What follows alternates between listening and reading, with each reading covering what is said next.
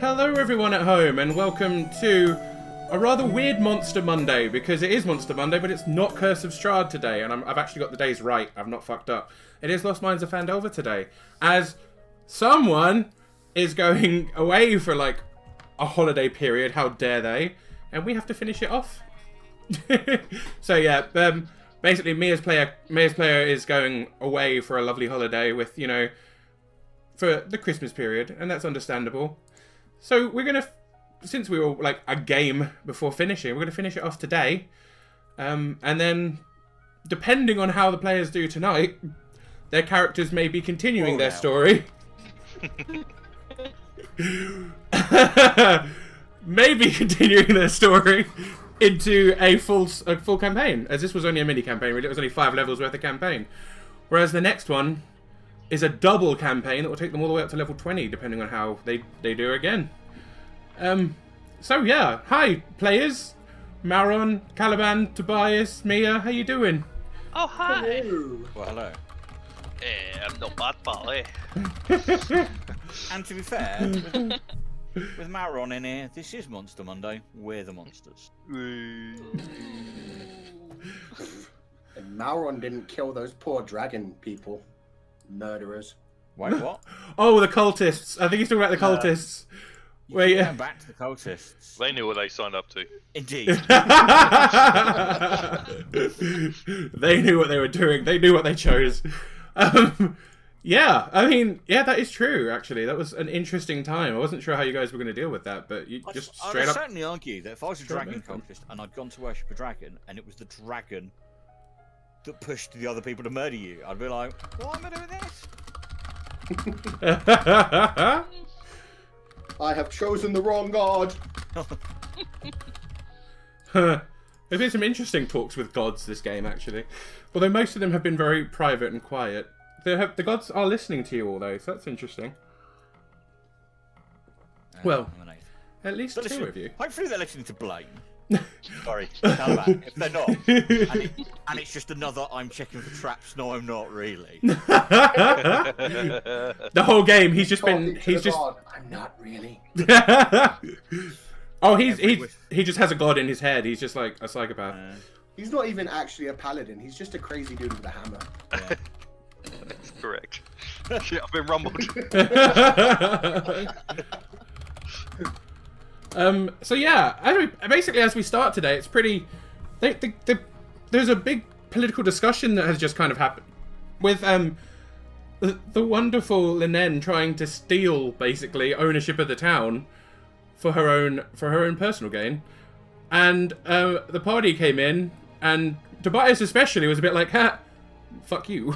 Whoa. Those Okay. are the exact words he said. Okay, it was more of a, you can't have power by yourself. Let's fix this, shall we?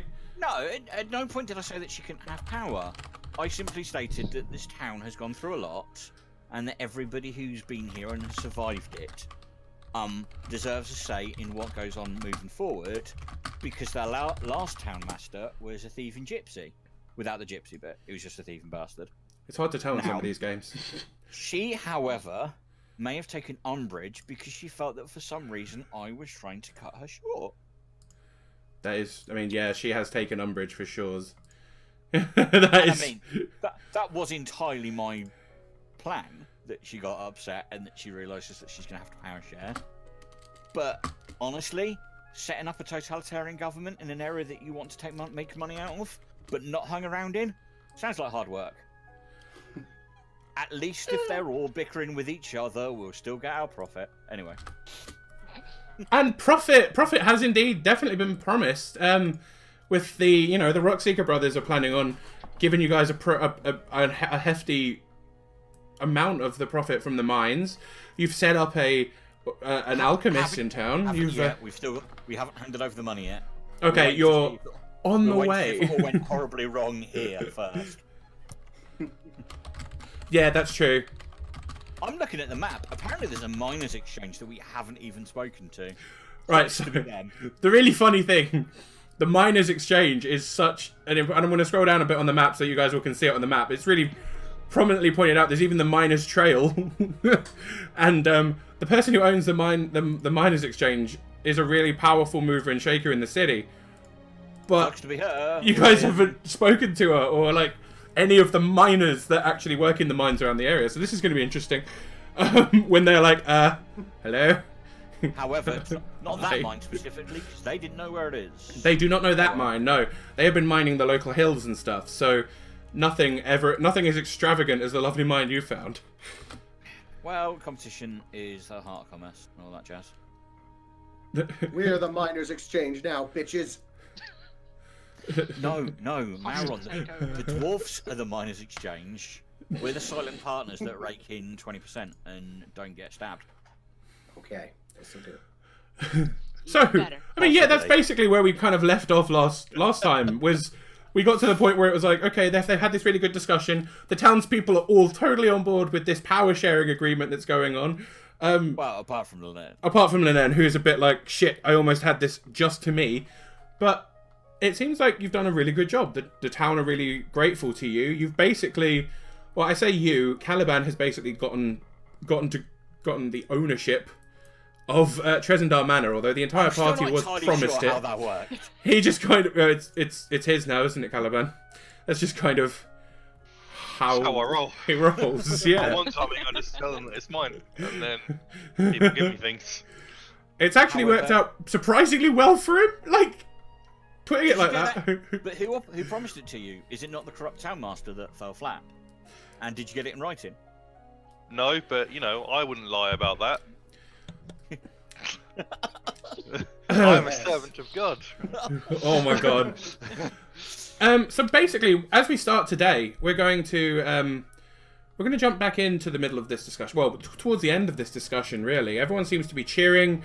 Everyone's agreeing with it. Lynette is looking. She's putting on a smile, but she's it's a smile in the mouth and not in the eyes. That's for sure. Because the last roll that I made, wasn't it, was my natural 20 to see how much you fucking hated me. Yeah, and you basically got the whole wave, like, if looks could kill. Yeah. Perception check. Is she really annoyed with me? Yes, she is. She is very annoyed at you. She really thought she was doing well there when it came to the power. And to be fair, you're right. You haven't locked her out of it. You've just kind of made it so that she has to share, which is the best for the town. And as we pick back in, we've also had... Mia has had an interesting offer in that Idermath has offered her membership to the Order of the Gauntlet. And Sildar is standing nearby with Gundren and the other brother, Nundro, who are very keen to get you guys involved in their lives. The one that Caliban isn't wearing the boots of. Totally not wearing those boots. The worst part is, you think at this point one of them might have noticed, but no one has said anything yet. It's really awkward. You are literally wearing their brother's boots.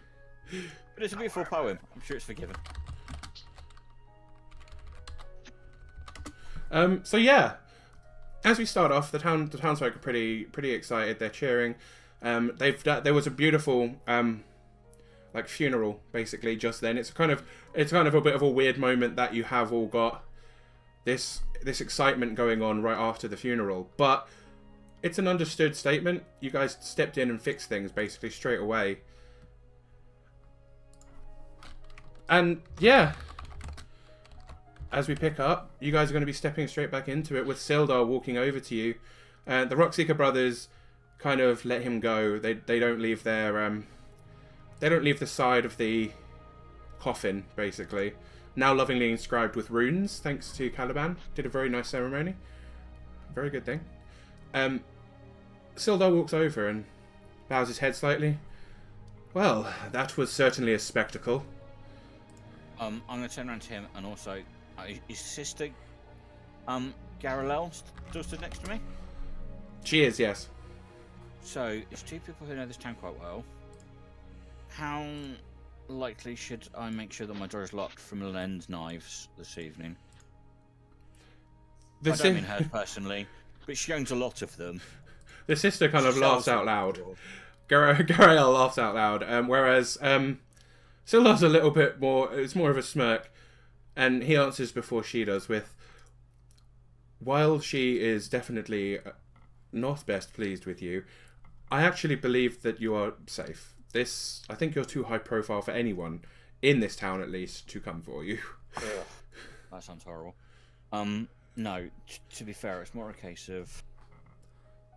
This town's just got rid of one dictator. It doesn't need another one, even as altruistic as she may claim to have been to begin with. So... And I'm looking around. Caliban, are you still off with the brothers, or are you stood around where we are now?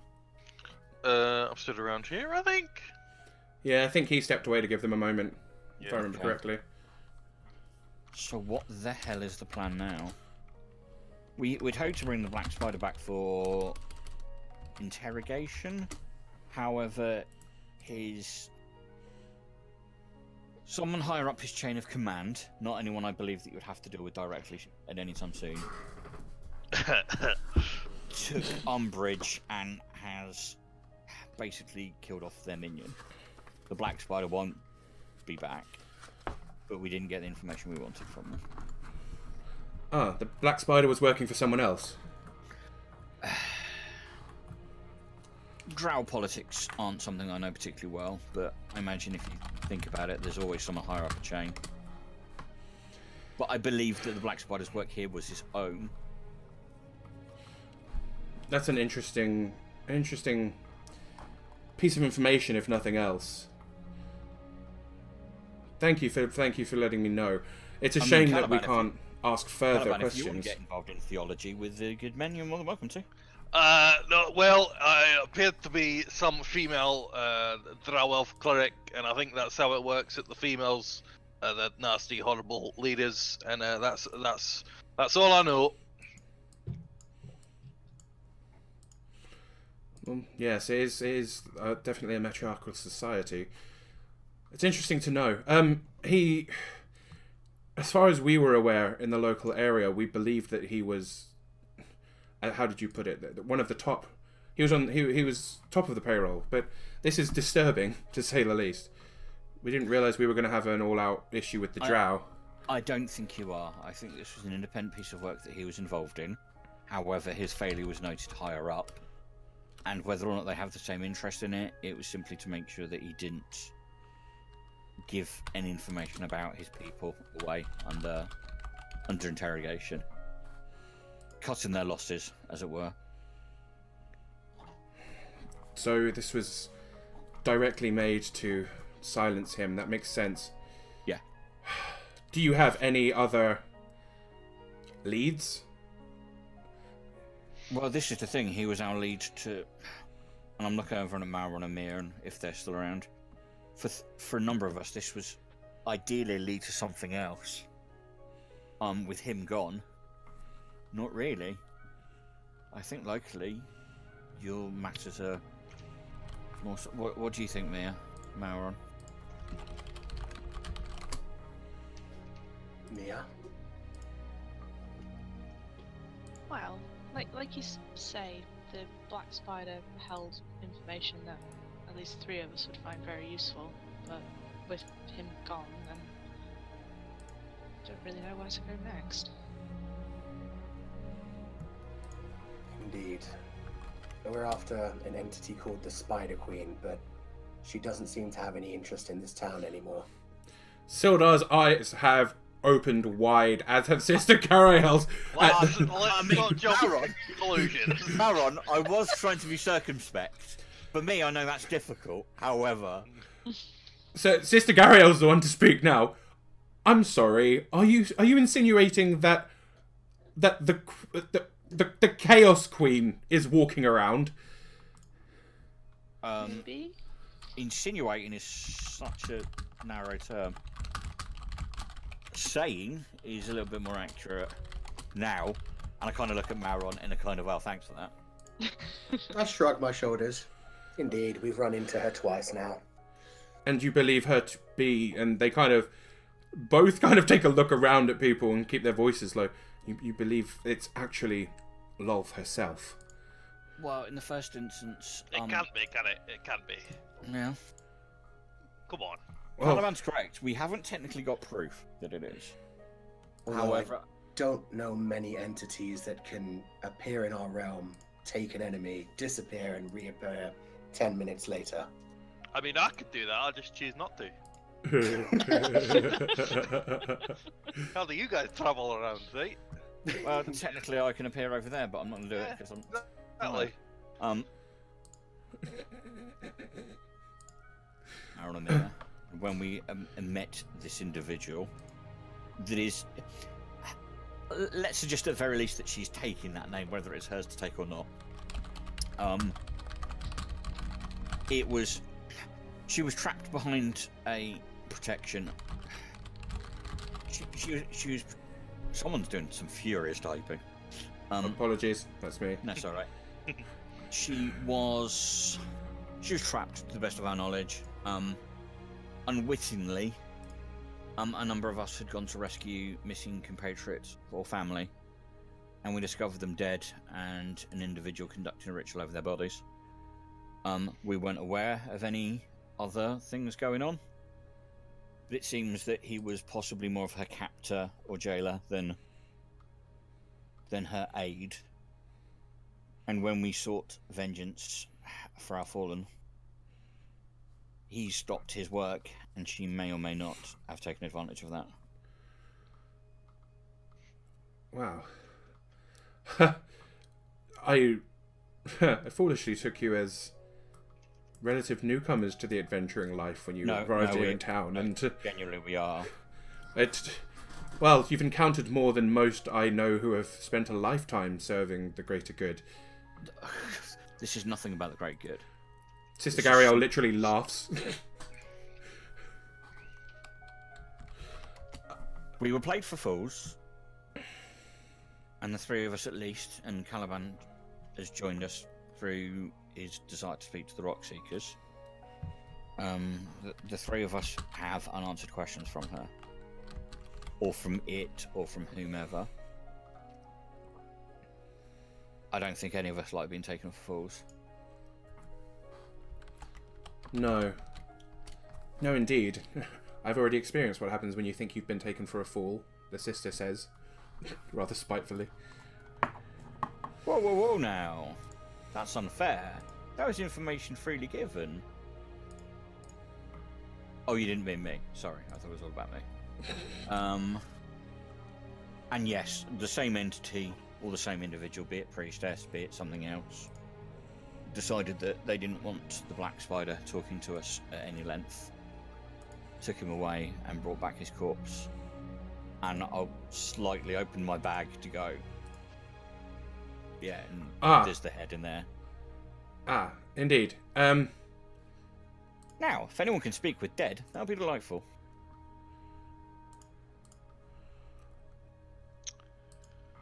Everyone go. Kill that conversation, eh? And I look around at the others. Did you honestly think I just picked this up for the fun of it? Well, Maybe.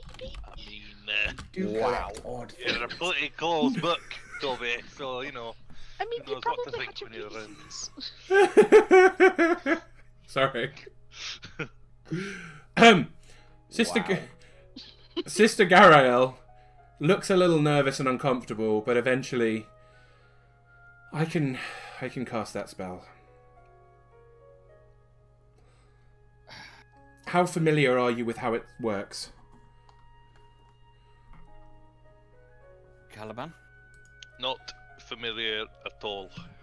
And he's the one of us with a religious persuasion.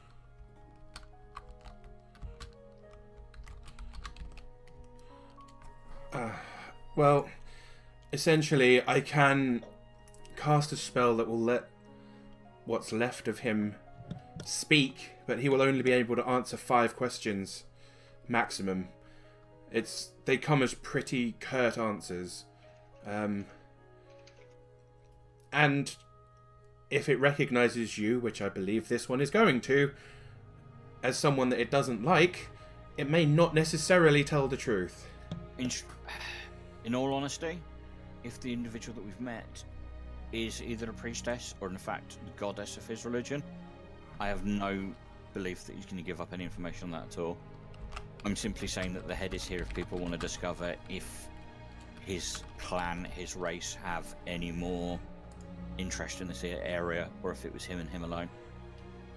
So that way you can find out if she is interested or not, or if she was just punishing him for being useless. I think this would be a worthwhile plan regardless, Sildar says. Perhaps we should go somewhere a little bit more quiet. Are you suggesting the village green is not the best place to put the Phandelver drow on the floor, summon back its soul from whichever dark plane that it's gone, and ask it 5 generic questions about its lifestyle choices? Well, yes, that would be foolish. Sildar and his amazing sense of humour, everybody. The sister looks at you. You have rooms at the inn, correct? Correct. Yes. That might be the best. If we took it... My home is rather close by. The inn itself will have noise downstairs. This would be a lot easier to muffle it if we're upstairs. Okay. But again, as you say, it's probably best if at least some of us aren't in the room. Or are you saying we should be there, but just be prepared for lies? I would perhaps like you to be there. Regardless, I don't think the spider's going to see anybody here as a friend. True. Well, would you like me to attempt something?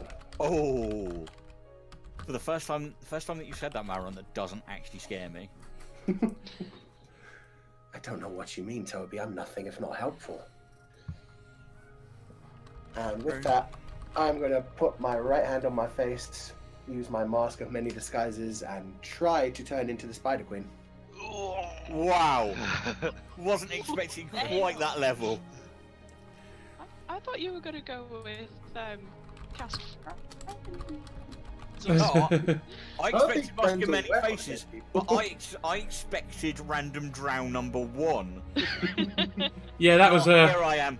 I'm your queen. Bow down to me. Give me 1 second and let me just double check just how good Mask of Many Faces is. Okay, it's just disguise self. Yeah, it's literally just a disguise self. Including your clothing, expressing different. I'm just saying. Yeah, I mean, okay. I mean, Changes yes, what Cena. fail to hold up to physical. They fail to. Oh yeah, changes wrought by this spell fail to hold up to physical inspection. Well, he's not going to be patting you on the shoulder anytime soon. So. No. Yeah. Okay. You effectively turn into exactly the woman that you saw before. The woman that ended your time in what is now the Hanging City. Yeah, Maron looks just like her, but he specifically looks like her in the form she last appeared to you. So yeah. The one thing I can't do is manipulate my voice, but allow me to try this. And I use thaumaturgy to try and create her voice, essentially. Should we not wait until we're in private before we do this? Because we are still in the village green. There are a few people that have kind of stopped to stare. Like, this is, this isn't normal, like, but they know who, they aren't, like, they're not going to question you. You guys are, like, the heroes of the town at the moment, so it's more like, they're just, like, looking, kind of staring, and then going, they're doing a thing. Fuck it. Yeah, I attempt to say to Toby in the Spider Queen's voice with thaumaturgy, what does it matter? They don't know who she is. Essentially, that sentence comes out in the Spider Queen's voice. Sweet. However, you are aware that, and it's a single sound. So it's that one sentence spoken quickly, and then as soon as you speak again, it's your own voice. Okay. Interesting.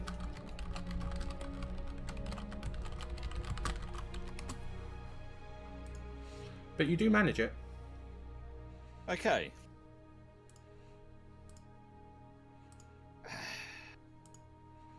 Well, shall we? Sure. Why the hell not? Let's I do mean, this. I can think of numbers of reasons why the hell not, but none of them spring to mind quite right now. Okay. You all kind of quietly make your way to the Stonehill Inn. You've got a lot of people kind of patting you on the arm, trying to shake your hand as you're going past. They're all very impressed by you. You're essentially the celebrities of this town now. You make it into the inn. No one bothers you as you head up the stairs. You kind of get a nod from Toblin himself, but beyond that, you get quietly to whoever's room it is you choose to use. Caliban's. Yeah, so let's desecrate the room of the paladin. Yeah. No, it was more that I assumed that because it's the room of the paladin, it's the most likely to be blessed. Of course, it is. Yeah. That was a quick decision. I didn't hear a word of that, Mia. No, you're breaking up, Mia. I didn't say anything. She didn't say anything, apparently. Oh, okay. No, I didn't say anything. Okay. Okay, now you're coming through clear. There we go. Sorry. The ghost of the machine sounds like Mia wailing. That's worrying. Yeah, it was really creepy. It sounded like when you speak and go robot voice. It genuinely sounded like you were speaking and being broken up. That was so weird. But yes. You're going to die down here, you know that. I just hello. I just tell you your fates. The crowd-funded computer that I was bought is now like sentient. I know what your browser history looks like. No. You make it to the inn. No problems. You're in Caliban's room now. I'm assuming doors shut. If not, Yeah. the sister would have shut it. No, it will be. So, 5 questions, you say. Yes. Essentially, I will cast a spell. He will have life temporarily. Thankfully, he won't speak unless asked questions, so that will protect us from any potential vile that comes from him. Are they yes, no? Is there a limit to the responses he can give? I mean, you've told us he can lie. He can lie, and they have to be... He can answer in full sentences, but I wouldn't expect monologues. So, what's important then? That's the room.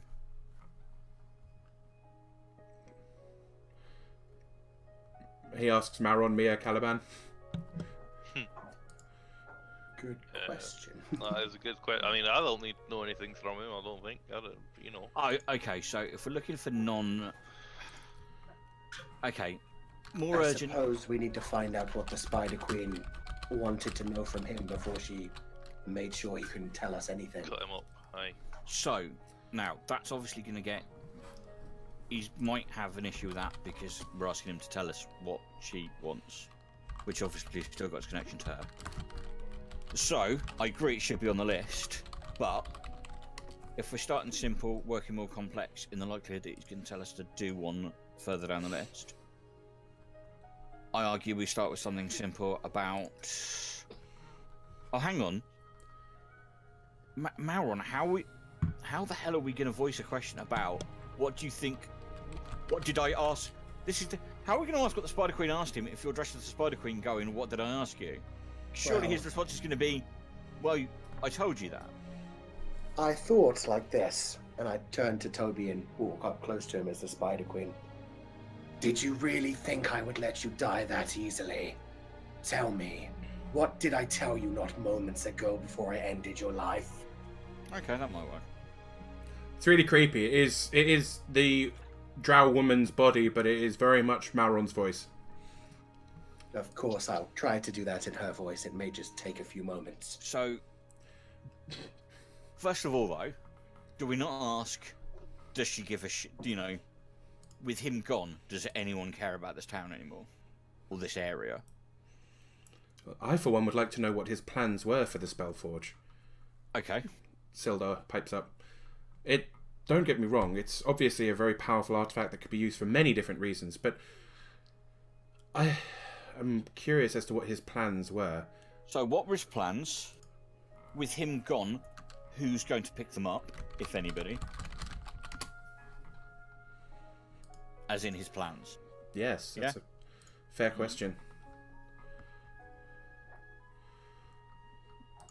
Well, if you're all ready... Well, no, that's 2. The sister crosses her arms. I'm sorry, shall I ask him what his favourite ice cream is? Or should we spend a bit of time trying to get this at least less rubbish than it could be? So, Mauron, you wanted to know what she told... What? Repeat back to me what you told me, basically. Essentially, that's the only way I think we're going to find out anything with my plan.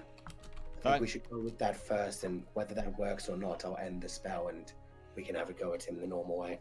Okay, so we're gonna So you're rolling with the first one then, with the Spider Queen. Then it's the other two. Is there anything else we really want to know? Mia, Caliban? Maybe about other agents in other parts. I don't know. Do we know that? So we've got the one about who's going to take over his plan, but even though, so other agents nearby. Aye. Anybody else? And I'll even look at the sister and Sildar and say, is there anything else that you care? So, My questions are all going to be about how far his network stretched. There have been bodies found not just here, but in other towns, with his branding. So okay, so we're already asking about if anyone's going to take over the plans. Yes. With him gone. And if there's other agents nearby, does that cover most of your grants for that? I believe that will cover my needs, yes. Mia? Oh, sister, sorry. As well.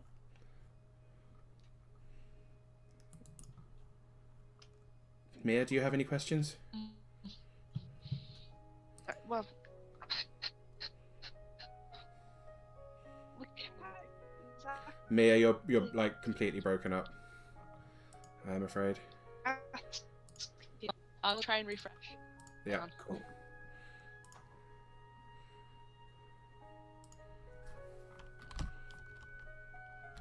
What is the average airspeed? Is that any better? That's a lot better. Oh, thank God for that. Right, okay. So, I was saying that we can't exactly ask as the Spider Queen. I look at Malron and as I say this, and can't really ask where the Spider Queen would be. I suppose that's kind of the thing that we could think of. And also, even if at that point Malron has dropped the spell, he can lie. He's not going to give up his goddess. Yeah. Ooh, this is gauche, and I know this is gauche with the paladin and the priestess in the room. So bear with me a little bit. Is there any way we can put the fear of him that we're actually going to trap his soul and send it somewhere he doesn't want to be by basically decking out the room a bit? So he's more inclined to give us because we're going to release him back to his mistress, as opposed to torturing him for an entire eternity for being a naughty, naughty boy. Well, Malron is a pretty terrifying-looking individual at times. The sister says it might be worth trying to convince him that he could stick his soul in a phylactery or something. If I could, what? Sorry. Threaten him basically to shove his soul in a phylactery. Oh. That would keep him. Phylactery. Okay, a phylactery is like a container for a soul, basically. Liches often use it to put their souls in that to gain the kind of power that they have as a lich. But it also means that the soul is trapped within that vessel, and if you get hold of that vessel, that you can do some pretty nasty stuff to the soul. Great, we've given Malron ideas for later. Yippee! Right, so we've got the 4. Asked as the Spider Queen, repeat back to me what I told you, and then what were his plans. With him gone, who's likely to take over them, if anybody, and other agents nearby. Have we got a Hail Mary 5th in the unlikelihood that he answers all of these 4? Well, and I cross my arms. Would any of you like to try to ask about your fallen family members? He might not know, but as he worked under the Spider Queen, he may have information about them. Well, they're dead. We saw where they were. Is that it, though? We don't want to know how they got them or how they met their end? Well, they met their end in a horrible, gruesome ritual circle. Admittedly, we don't know how they got them. Because they were drafted to that... They were dragged to that village by whatever means, and we chased them there. So yeah, I suppose, how were they convinced to travel to the town whose name I can't remember?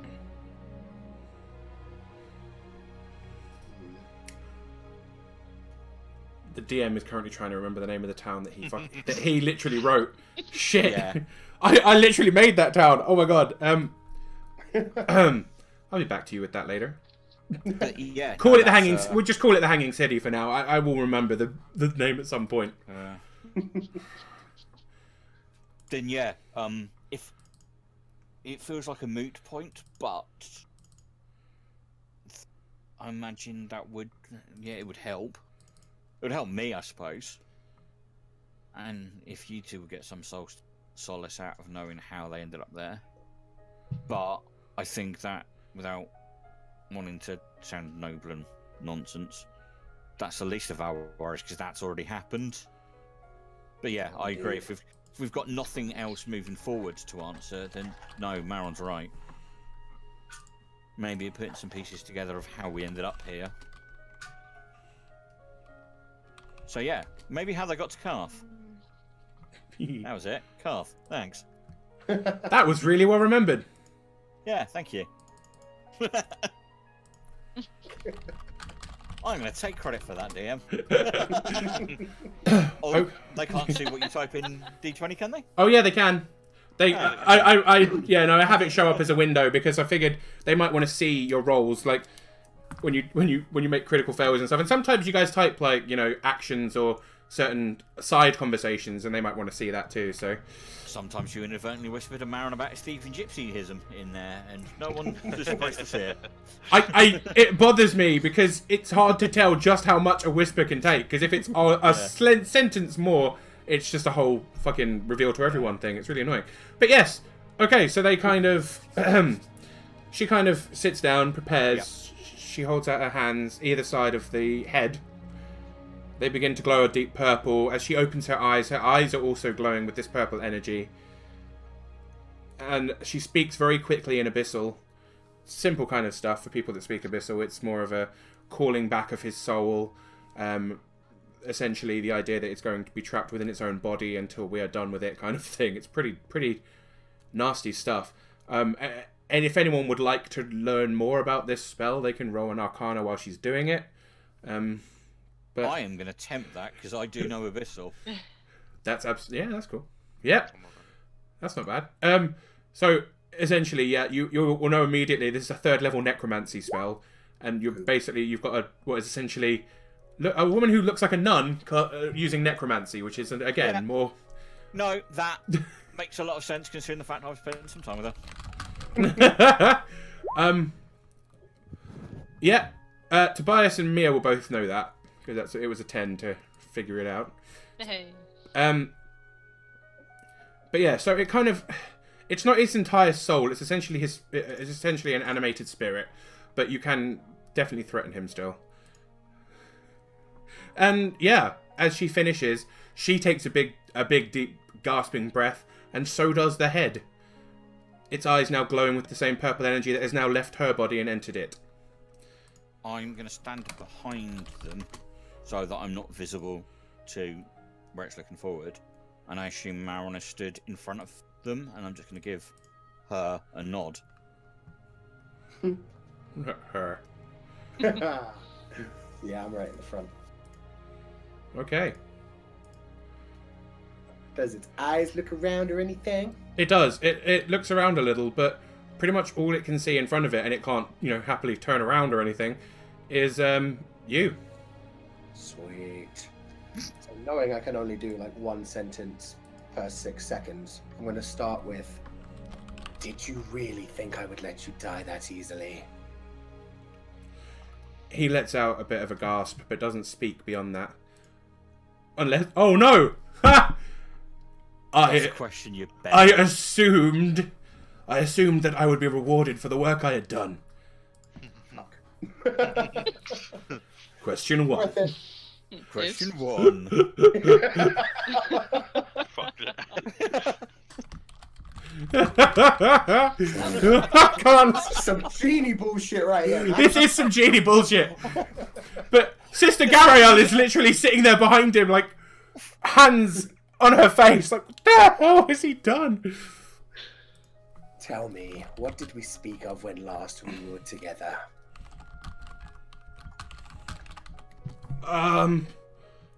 He looks like he's thinking very carefully. You berated me, and he looks a bit embarrassed. You berated me for not getting the forge in time for the coming of the dragons. Oh, shit. I turn my head around and look at the other people. Oh, you pig. Drawers are a little bit dropped. I mouth sorry to them, turn back around and continue. Ooh. And what of the coming of dragons? What do you remember? Say it again, sorry. You broke up a bit for me. And what of the coming of dragons? What do you remember? That we were, the blue one would be here soon. But we had time before the rest of the treasure was gathered.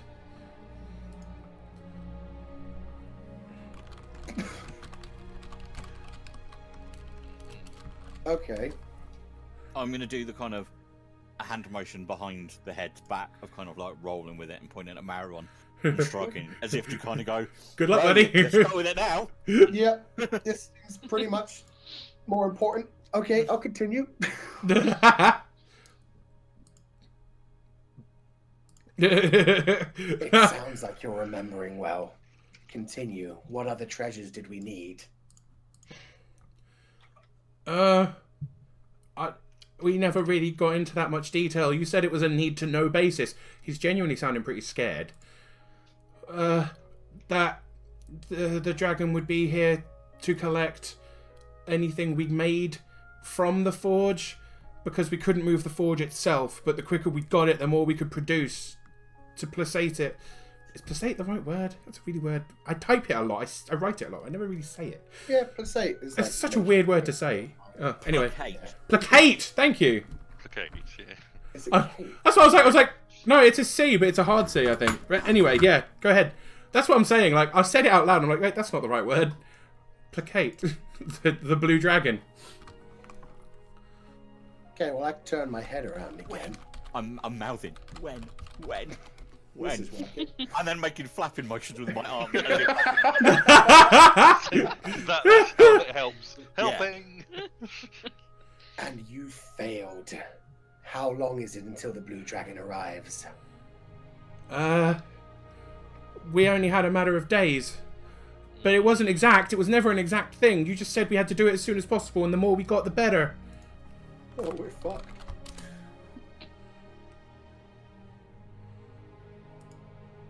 That's 5, isn't it? That's 4. Oh, Oh you my pig. god. Everyone hear it okay? Yep. Mm-hmm. I'll be heading outside now.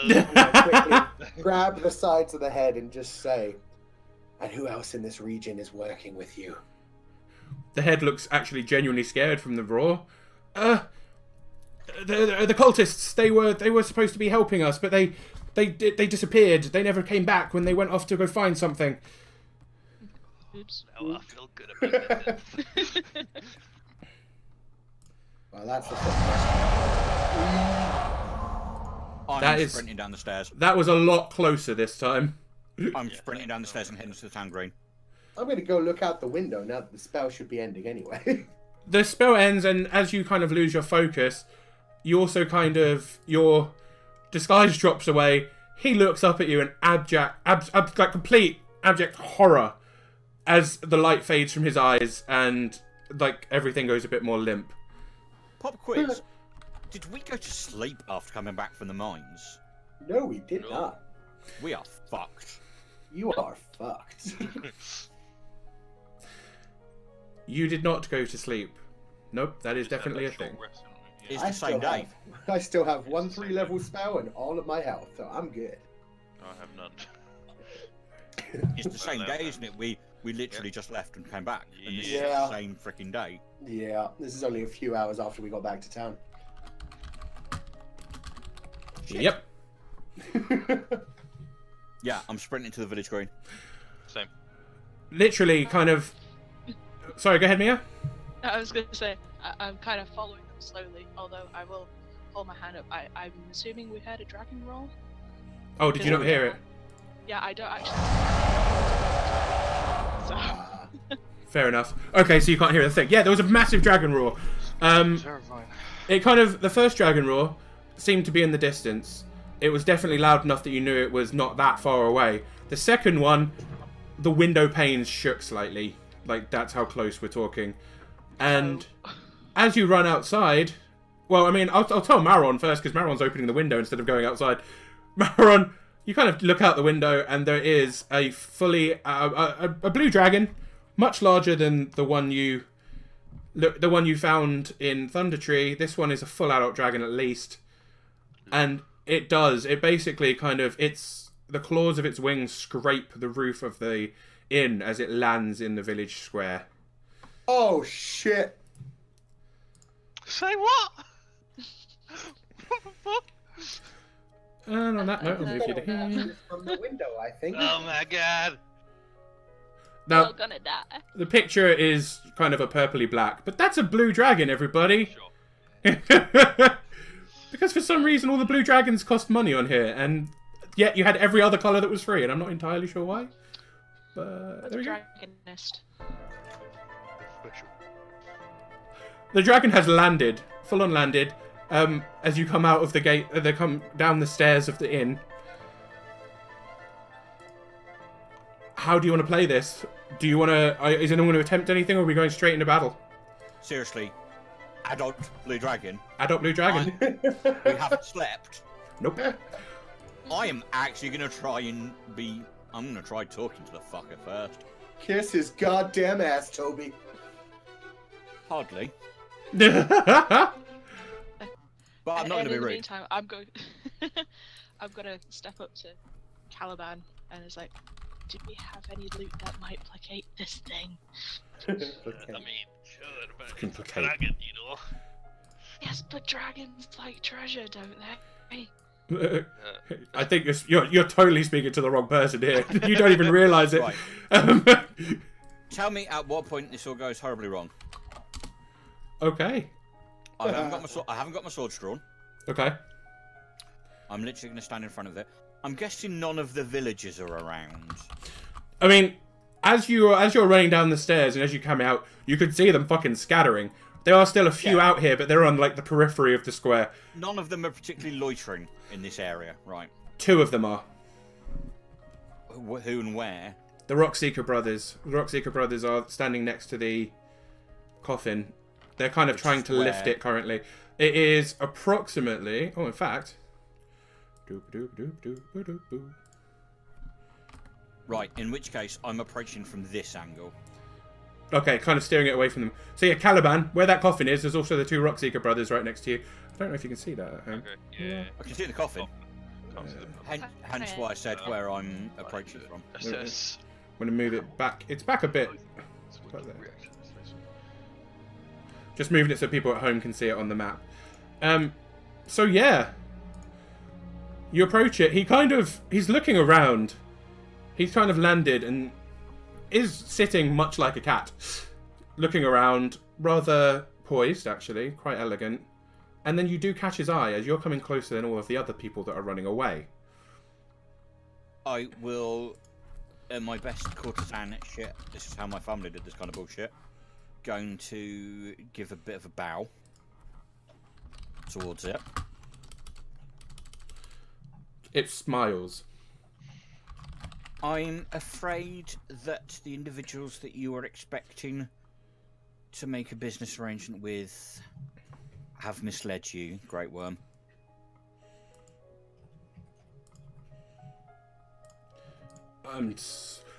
What exactly do you mean? Its voice is booming. I mean, and I lift down my hood so he can see the fact that I have pointy ears, because, you know, brakes and all that shit. That my dark-skinned brethren who had promised you... Anywho. Who had promised you treasures and had promised you magics were in no position to deliver. And they are not here. to make good on whatever deal it was that you had. Its eyes narrow. And other than angering me, what reason do you have to be talking to me about this? I wish to...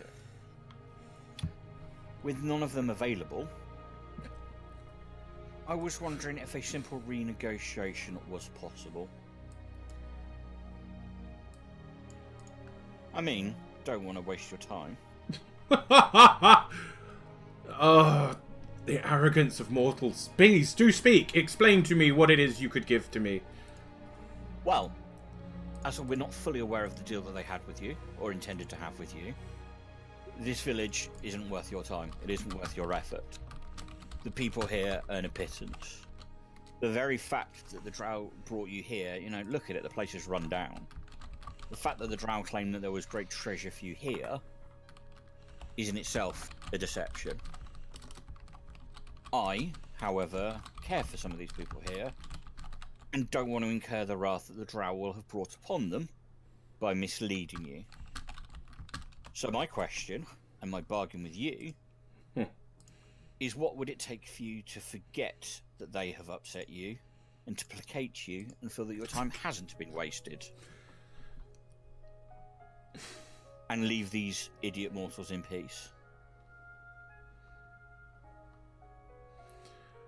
Make your offerings.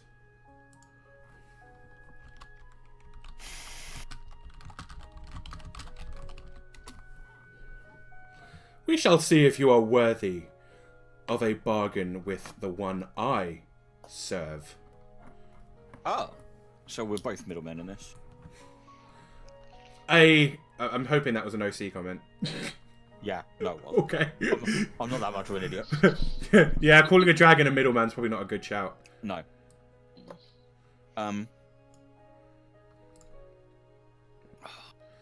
Fuck. Right, okay. May I approach?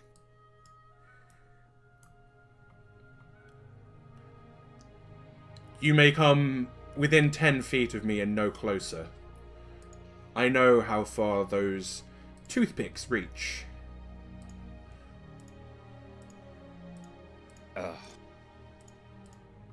So, again, negotiation is something that my family are specialised in, myself not so much. So how about we start with this as a conversation starter, shall we speak? And I take off the gauntlets. And I lay them in front of him.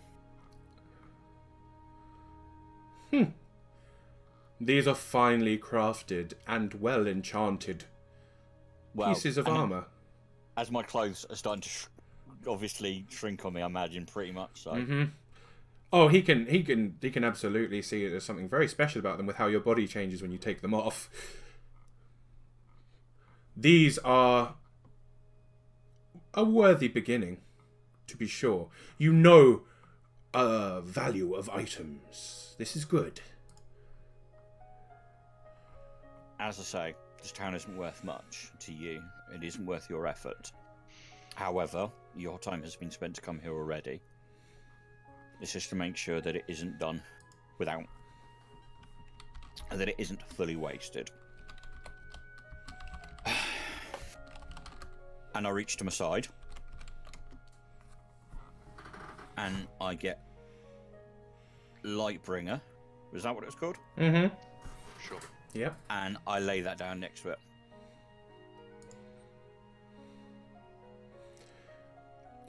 And what of your friend who is eyeing me as if I were merely prey? And it looks over at Caliban. Now, listen, right?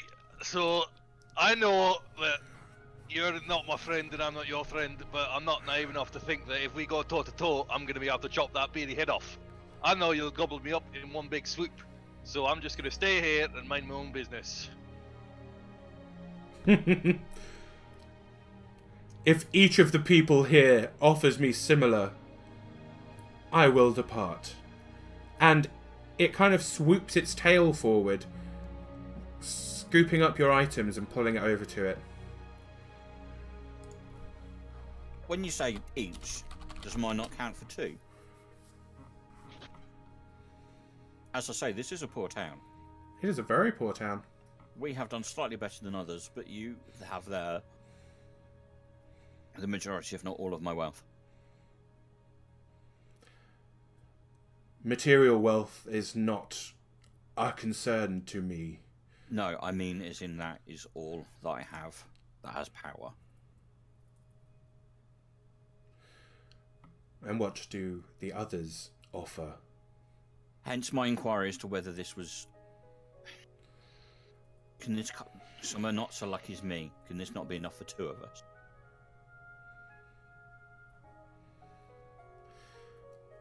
Do you believe yourself in a bargaining position? That's, well, we've opened a dialogue. But no, I imagine not.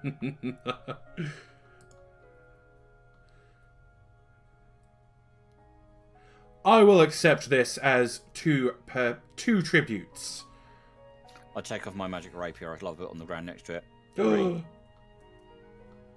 Hang on, whoa now, whoa, hang on. Caliban, Caliban, Okay. 3. I will.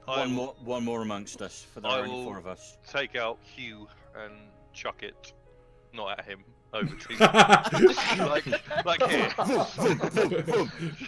Throw him a battle axe at him. Here you go, you bastard! No. Yep, Hugh lands. It looks over that. It looks over the rapier. And this time, its clawed front appendages come forward, dig into the ground, and pull back. That was a rather hefty cost on yourselves to protect such a poor town. I know. I've paid more for less though before, and I imagine I'll do it again at another time. But simply, if you could return to those that you've come from, and state that the Drow have betrayed you, and that the town is not worth the effort of flying over here again, these people know peace, and you get this with no effort whatsoever. I will take these trinkets, and I will carry on to my true destination. This was merely to check up on how things were going, but thank you for your offerings nonetheless. And its wings spread out. If no one does anything, it will happily take off. Last chance? I will, under my breath, say some sort of prayer of vengeance under Batman's aim towards him, and see if anything happens. Oh, that's brave.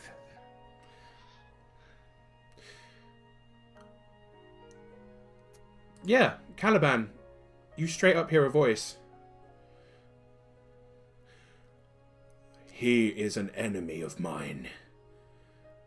You will find yourselves refreshed if you lift arms. And with that, I'll start taking him! Ah! As Caliban moves forward... Out, dagger on, I would like to rage. Yes! Full-on adult dragon fight! Let's do this shit! God. Not even sure if that was my boss talking to me. That is also a thing that could be a thing. So, essentially, here's what's going to happen. You're going to get a surprise round. Each of you are going to get an attack, and then we're going to roll initiatives and see how that goes. Dragons are not easily surprised, but considering you just gave away a good amount of loot, he's not expecting you to then attack him. Neither was I. Alright, so, you all find your health back to full, all of your spells back. You are literally back to full, as if you've had a long rest. Everything is back to full.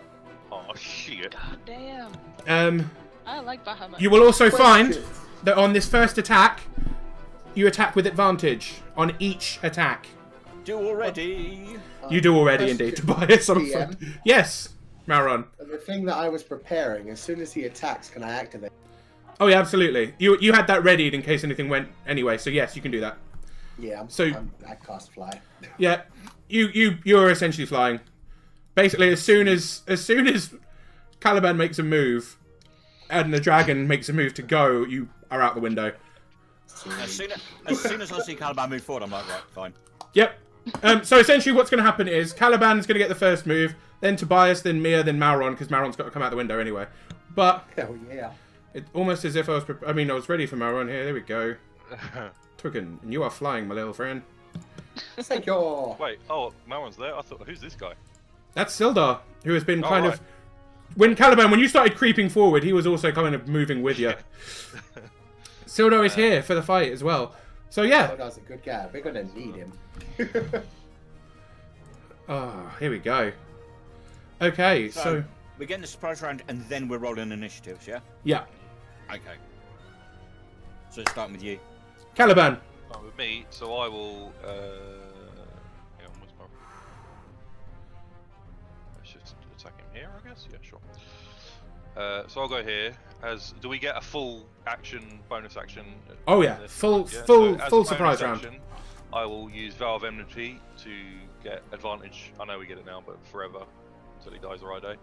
And then attack him twice with the Fury of Bahamut. Oh shit, I can't even see it. That hits, and that hits also. Okay, so I will put Divine Smite level 2 in both of those attacks. So, Wow. Wow, shit, okay. I mean, yeah, you're going up against an adult dragon, and literally, you're a paladin of Bahamut. This makes sense. Got other stuff as well. Oh, the blessing. Yeah, okay, so so it's plus 1d6 for the blessing. So it's 26 on the first one. Yep. And oh shit. 31 on the second one. Oh, yeah, in fact, actually, they're both advantages. I'm going to check if I crit. No, that's fine. Always worth checking. Yeah. But yes, they all hit. Everything sinks into him pretty nastily. Your weapon is literally kind of glowing with a kind of, it's hard to explain. Basically like a platinum light. If I had to put a thing on it, but it's very silvery bright light. It's a lightsaber. Basically. Tobias, you feel incredibly energized, and also, you want to get your shit back. So so I'd already raged. Yep. But do you want that to be the bonus action of this surprise round? Yeah. Yeah, that's gonna be the bonus action for this round. So I am attacking with with my normal rapier in my main hand and a dagger in my offhand. Okay, cool. That hits. So, well, first attack with the main hand is 24. Yep, that hits. Second attack with the main hand is 16. The second attack misses. An attack with the dagger is 24 again. That will hit. So the first attack hits and the third attack hits. So 9. No, I've already updated my macro to take the fact that it's not the magical weapon anymore. Yeah. So it's 9 for the sword. And what's the dagger's base damage again? 1d4. 1d4, yeah.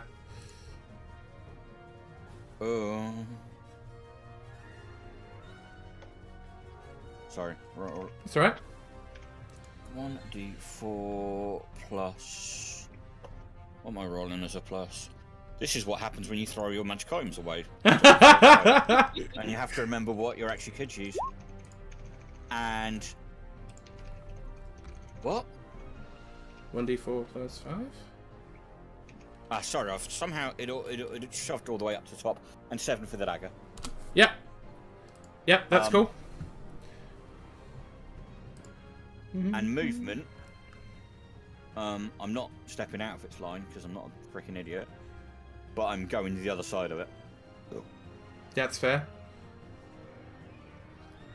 Okay. That is Mia's turn now. Right. The dragon isn't flying yet, is it? No, it has spread its wings, so it looks like it's preparing to take off, but it hasn't actually left the ground yet. Right, okay, because then that's what Caliban did this shit. It's like, whoa, okay. Yeah, Caliban didn't fly up to it, that would be really creepy. And awesome. and awesome. Yeah. Or...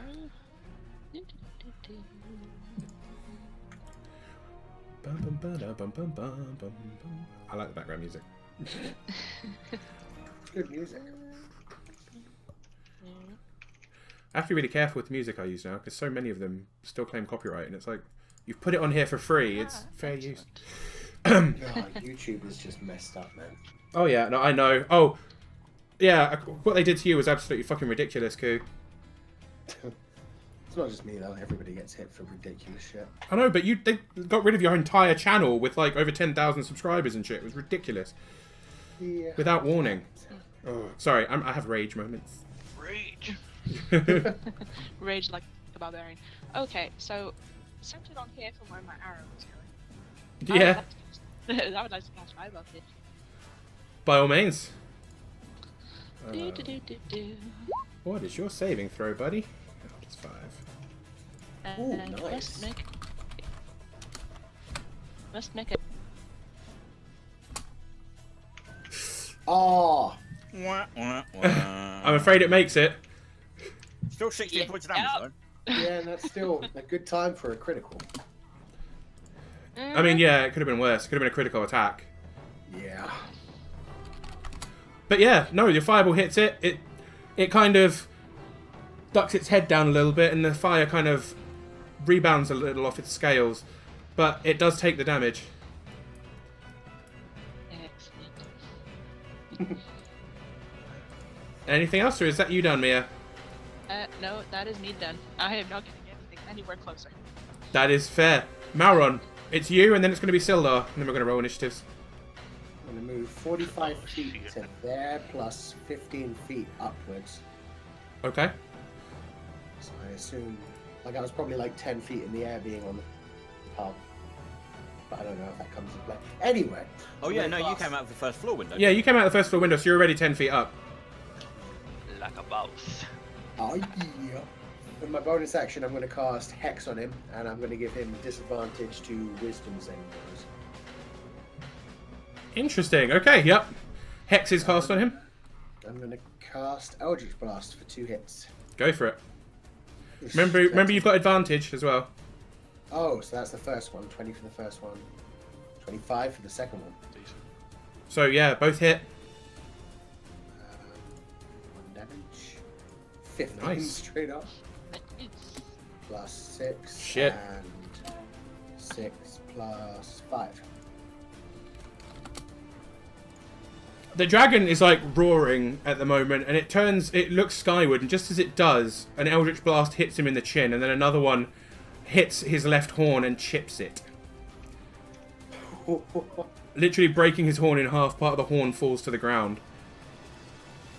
It looks pretty angry.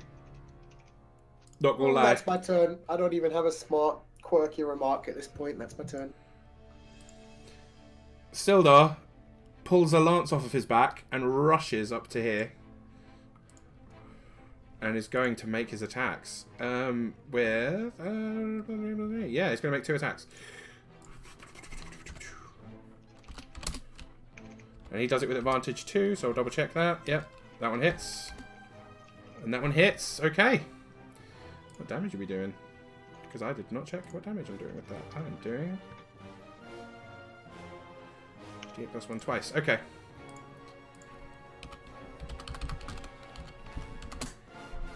For a little bit of a sad total of 7 damage. Oh, An attempt was made. And at this point, I would like everyone to please roll me some initiatives. As we've done this is still just a surprise round. I will stick with a 24 out of those 2, thanks. I will go last again. This is just a thing. Hey, you got ahead of me. That's good. Oh, damn. Yeah. Okay, so Tobias is going first, which is not massively surprising. And then we've got... And the advantages I got last round were from the god thing. Oh yeah, you've got... This is your first proper attack round, so yeah. Are you allowing my own ones to carry over then?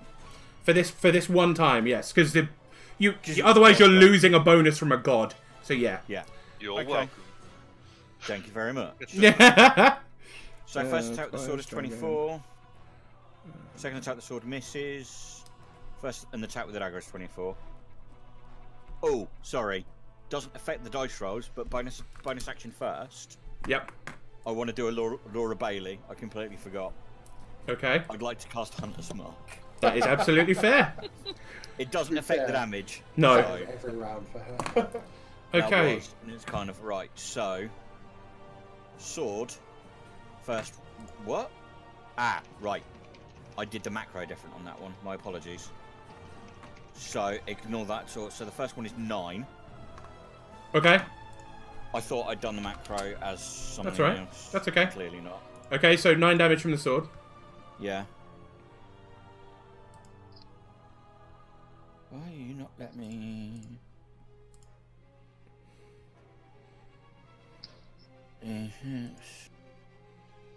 And from the dagger, 12. Okie dokie. Alright. Then that brings us on to, I believe, the dragon. What did Mauron get? Mauron, you got a Yeah, I'm below the dragon. 15 also. You got a 15 and Caliban got a 15, but you have a higher. So Mauron's before Caliban. Okay. Oh, apologies, Sean. Can you take a point of damage off it? Yep, that's doable. My hunter's mark, as in give it a point back. Sorry. Yeah. My hunter's mark is still got the assumption I had a magic sword. I'm... Fair. No, don't worry, I fucked up. What? No, I could have pushed him back 20 feet, but no, I'm just going to leave that. I fucked. That's fair. Next time. Okay. Yeah. You're gonna push back the dragon, right? So plus that's through me. Damn straight. That would have been fun, man. Not for me. Fun. Steamrollered by a dragon. Into a building. I mean, it's 20 feet, so he probably would have gone over you into the building. Okay. Oh, great. It's like that scene in Die Hard where you're like lying on the ground and the car goes flipping over you. Hell yeah. Not. Except it lands on you and crushes you immediately. Okay, it is going to take off for its movement action. So, Caliban and Tobias and Sildar will all get attacks of opportunity as it moves. Because it is essentially going up and back. So it's trying to move to about here. And it's also going to be about 10 feet in the... No, 20 feet in the air. Breath weapon, isn't it? Oh. Tobias... Yeah. Yeah, I mean, what? No. Tobias, was that 20 your attack of opportunity? Yeah. Yep, that hits. Me. Yep, Caliban gets to make one and Sildar gets to make one as well. Oh, man. I'm going to use my inspiration to re-roll that. By all means, please do. I would like to do 18 points of damage with my one sword swipe. Jesus Christ. Nice. 21. 21 hits. 28 damage. Oh, wait, no. I was going to say, that's with the full... That is with the dragon damage, because I've just made a new macro. Oh, yeah. so is that accurate then? Yeah. Okay. And... Sucks for you to fly off. 50 points of damage just for taking off, I know. And Sildar. Wow. Thank you. Shit. Poor Sildar, that's twice he's rolled really badly. Wait, is that a D10 you've rolled? You rolled a D8. Or a D8? Yeah, he got a 21 to hit earlier. Sorry, yeah, I didn't see the hit. Oh, nice. That's his damage. I thought it was a fumble. No. He hit. That was just damage roll. But yeah, he is essentially going to... So he is now off the ground by 20 feet, so he's much harder for most of you to hit. And he's also... Where's Mauron? Right back here. We're not going to be able to hit... Mauron. Not going to be able to get him. But he can get Tobias and Caliban with a breath weapon. Good. Okay. I moved as far south as I could. Oh, this is Right. good. Can you make me a dexterity saving throw, please? He is making a line breath weapon, not a cone. It's a 90-foot line of pure lightning. Well, hang on. How far's he up? 20 feet? And he can hit something in a straight line that's 20 feet below him. And Well, yeah, something because he further away. can move slightly and then continue his flight. He's not like... Oh, okay. So yeah, he's Well, kind of like, moving, There's an flying. angle problem there, surely. Well, There is the definitely. old dusty trail. Oh, good. What was it? 12d10. Okay. Sorry, what? No, what? Huh? 12d10, yeah, that's right. 10 damage. Oh! So I'm. Does 22 pass? Unconscious. 22 pretty much just passes. You take half damage from that. Oh, great. I only take 35. Yippee. Yeah. Caliban, I'm assuming... Yeah, Caliban's unconscious. I am unconscious. You are not dead, though. I'm hopefully not dead. You're not dead yet. We know the double the health in one move thing. Yeah, no, we worked that out last time. I was like, oh, that killed me entirely. Although, that... Oh no, oh my god, Mia, you're just out of range from dying instantly from one of those. Yes. Which is good to know. Yeah, that's about I'm gonna move. things to killing me. I'm going to move the map slightly so we can see Dragon Face. Apologies for everyone at home that can not really... I mean, Mia's up here. You might be able to see her out the corner, but Mauron is like off this map because I just can't contain all of them. I'll zoom out a bit, I guess. There we go. You got the full picture there. Apart from Mauron, who is just like, stupidly far away. Hey, I understand breath weapons. Fuck you guys. Okay. That's his turn. He's now 20 feet off the ground. Does he look remotely injured? He actually, yeah. I mean, make me a medicine check. You'd be surprised. I did that just after I moved away from my tab. I'm going to move everyone back one square because he's off the map slightly, and I think that looks 11. stupid. Give me a second. Move you back Fine. one, and then I'm just gonna. So it's exactly the same places. Just I don't like that he's off my lovely prepared map. 11, so I probably don't have a clue. You can tell that he is definitely taking a good amount of damage. You're just not sure how close he is to being gone. Quick question: all the stuff that I dropped on the floor, is it in his claws? It is, sadly. Balls. Oh no, my bad. The stuff that he picked up from Caliban, the Hue, is in his claw. The other things are kind of his, and your magical rapier is in his claw. But the Lightbringer, the gauntlets, and the Lightbringer and gauntlets are on the ground. Okay. In fact, let me make a little. No, I'm hardly going to take an action to go. You know what? I'm going to reattune to these. No, I know. But just so you know, if you guys survive, then you can always pick them up again. Wow. If you survive. Mauron, it's your go, buddy. And then it's Caliban after that, who's making saving throws. I move 40 feet that way and 20. He says that way. I'm having to move my map to see him. Go ahead, move. Yeah, that's okay. That's all right.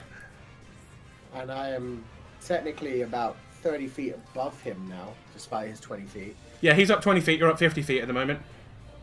I'm going to do my normal Eldritch Blast on him, which hits him, but it should also technically hit him downwards. It's a weird angle. If you're above him, you would knock him... Feet. Yeah, it should hit him like 5 feet down and 5 feet away from me. I'm kind of trying to hit him into the building, essentially. You know what the funny thing is? I thought this was I thought fly... Oh, yeah, no, it is. Yeah, you're going to have to make me a concentration check, buddy. For what? Fly is a concentration spell. He's not been hit. Hit when anything. Oh, my bad. Oh, yeah, no, that's... Older things. Older things. If you cast a spell while you're concentrating, it fucks it up. But it doesn't do that in 5th edition. Ignore me. Yeah, go for it. Oh, shit. No, you just can't double concentration. Sean, Yeah. can you take 10 points of damage off the dragon's... back on the dragon's health? Okay. Because I can't hunt as much while I'm raged. Ah, Keep forgetting that. yeah, that makes sense. That actually, yeah, that's fair enough. My bad, I missed that. But yes, I'll add 10 back to his health. Okay. Yippee. Right, so Tobias, you're trying to knock him closer to the ground with your Eldritch Blast, I take it. No, Mauron is. Mauron, sorry. Mauron. Mauron. Yeah. And I think you're going to have to add 7 HP to him as well. I just realized, yeah, Hex is concentration spell. Can't have both. So I'm only flying. I haven't hexed him. Okay. Sorry. That's right. You're learning how much magic sucks right now. Yeah. Okay. 23 and 18 to hit him. 23 hits. Okay. 1 damage hits him. 9 damage and he moves 10 feet. So 5 feet down and 5 feet away. Okie dokie. He is now only 15 feet off the ground and he moves to there. That's my turn. Okay. Caliban, can you roll me a d20, please? I can roll a d20. This is something I can do. That is a save. Oh, shit. No, that's a save, isn't it? 10 and above. So. No, Yeah. I think it's 1 to thought it 10 was an and 11. 11 to 20. Oh, shit. Yeah, because I'm 0 wrong, can't I'm be pretty sure counted. it's Oh yeah, of above. course. 0's not a thing. Yeah. Oh no, you need to get a 10 or better to succeed. Oh. Nailed it. Oh, sweet. If the roll is 10 or higher, you succeed. Otherwise, you fail. Fair enough. If the you, best. and then if you roll a 1 or a 20, it's a critical fail or a critical win. Very cool. Which means you lose 2 or gain 2. Okay, Mia, your go. Finally.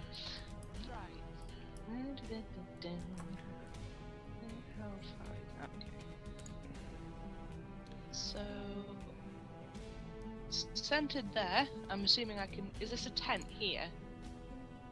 Kind of. It's like a market stall kind of thing that was on the edges.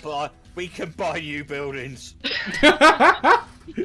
We'll buy them a new town. Just fucking.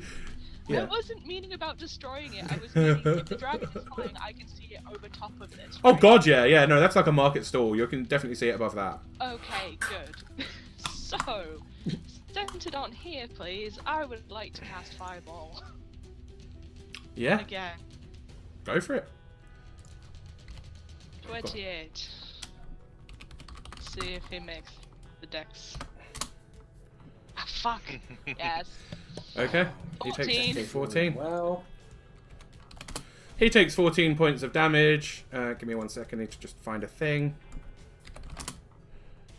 Where is the thing? Oh god, there's so many.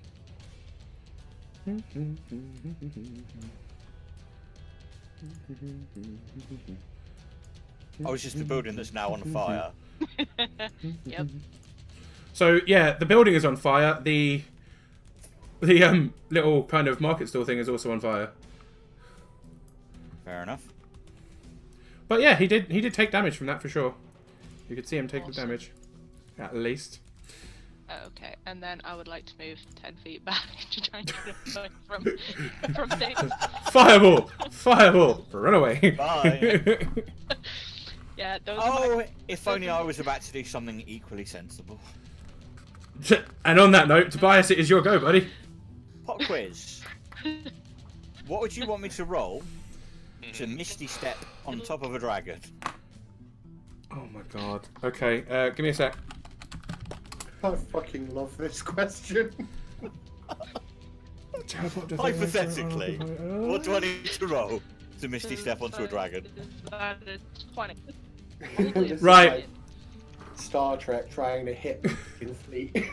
Okay, so you're essentially, are you like Misty stepping like onto his back essentially? Onto his back so I can stab downwards, yeah.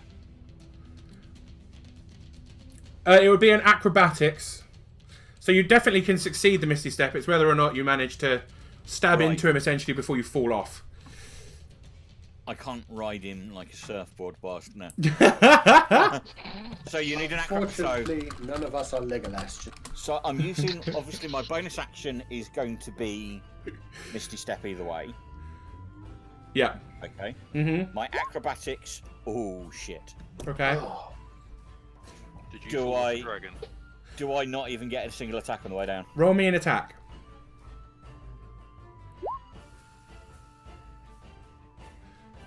That attack hits. oh yes. For 10 points of damage. You manage to Misty Step on top of him essentially. You manage to feel your feet touch his scales for like a split second before you basically stab down into him as you're falling from him. Sweet. So, give me a Quick second. question then. Because Yeah. I'm dual wielding, can I then thrash out with a dagger, even if it's a disadvantage? You can definitely. It is with disadvantage though, because you are falling from a dragon. Well, there we go. Okay. He's been trying to clip his tail Oh, off actually, for- no. To be fair, I do need to roll the second one. Good, I didn't stab myself on the way down. You have managed to like pin yourself to his claw, and he's killed you. Yep, no, that's fine. You do take 7 bludgeoning damage as you hit the ground, but I don't think you'll be too worried about that. That's fine. I'm gonna have to move him slightly because his aura is blocking yours. Because you're now essentially here. Yeah, sorry. That's all right. Under the dragon's butt. You said 7 damage, did you? Yeah, 7 bludgeoning, so it would be obviously halved because barbarian's going to barbarian. 3, yeah. Yep. Cool. Okay, it is now the dragon's turn. And, well, actually, it's going to use a legendary action at the end of Toby's turn, so even before his turn, to do a wing attack. Oh, good. What, on me? On anyone within... Anyone within 10 foot. Anyone within 10 foot of him takes the potential damage. However, it has also got another thing. So could Caliban and Sildar... That's only me then, isn't it, for the 10 foot? For the damage, yes. Caliban and Sildar, though, can you still roll me a dexterity saving throw? Can you as well, Tobias? I automatically fail it, I think. He's prone. Yeah, he can't. Yeah. He can't move away from it. Right, I screwed that. 9 for my dex saving throw. Okay. That's the damage you take. It is bludgeoning damage because it is essentially the wind buffeting you, rather than his wings hitting you. Halved. Yeah. Sildar's going to make his dex saving throw. He is failed as well. So, Tobias, Caliban, and Sildar, as well as being knocked prone, you are blown 10 feet back in a direction away from the dragon. Tobias, you can pretty much choose your direction as you are directly under him. Thank you. Sildar's going to go that way. The dragon can then, as part of that attack, move up to half its flying speed, which it is going to do basically straight up.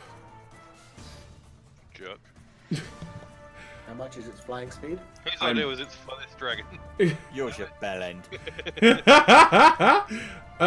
What is its flying speed? Its flying speed is 80 feet, so he goes an extra 40 feet. Yeah. And then... 10 feet above me. And then, on his actual turn, that's not even his turn, that was his legendary action at the end of Tobias's turn. On his actual turn, he is going to, as he's flying away at his top speed, with a double dash action essentially, he is going to let out a horrific curse upon you all in Draconic. Oh no. One of us can speak that. He essentially basically tells you that Tiamat herself will curse your soul and throw you into the depths of her fire. As he flies in that one turn 160 feet up and away. In that turn, Yep. I'm going to stagger over to Caliban. Oh, I don't know. Maron, are you actually able to do something in that time? You're measuring, which is why I'm intrigued. I'll move myself back to see if Maron is going to do something inadvisable. Well, essentially, if he's running away, I can move 60 feet and just, with my final turn, Eldritch Blast him 2 more final times. He could. He's got that distance. As he's fleeing away, I can hit him with 2, the Eldritch Blast from my 1 turn. You do indeed. You can hit him Eldritch with... Blast has got an obscene... Yeah, Eldritch Blast is really long. I know you're not I know you're not a sniper, but yeah, you can absolutely. Go for it. Yeah, basic. Essentially, if you don't kill him with these 2 attacks, he's gone, because he's going to just keep doing that. They've both hit. They have both hit. 7 and 15. That was a good I'm sure amount. It won't kill him. That was a good amount of damage. However, it doesn't kill him. However, I'm going to say, roll me a D100. Oh shit. Roll me a D100. Please fall to the floor prone. You managed to shatter his wings. He falls. No, he doesn't. Your Eldritch Blast both managed to hit him in his hand. He drops the items that he had been clutching earlier. Boom. He is, however, you'll notice, if anyone wants to roll me a medicine check. I'm 100 feet away, knackered. I won't. And Yeah. crawling over to Actually, a dwarf. let's say, Maron, you're probably the only one who's got a good enough sight of him, to be honest, to roll me a medicine check to see how he's doing. My medicine is not high. 10.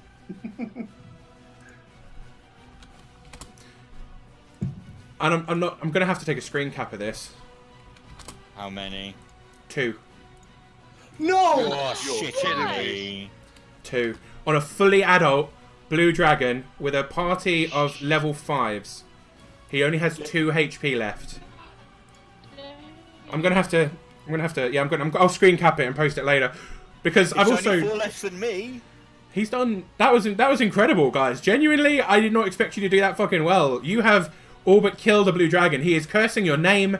He is flying off into the... He's definitely flying off with purpose. He did say that he had somewhere to be. Yeah. But he is also looking very badly hurt. He has dropped essentially all of your items, and you will have seen where they fell to.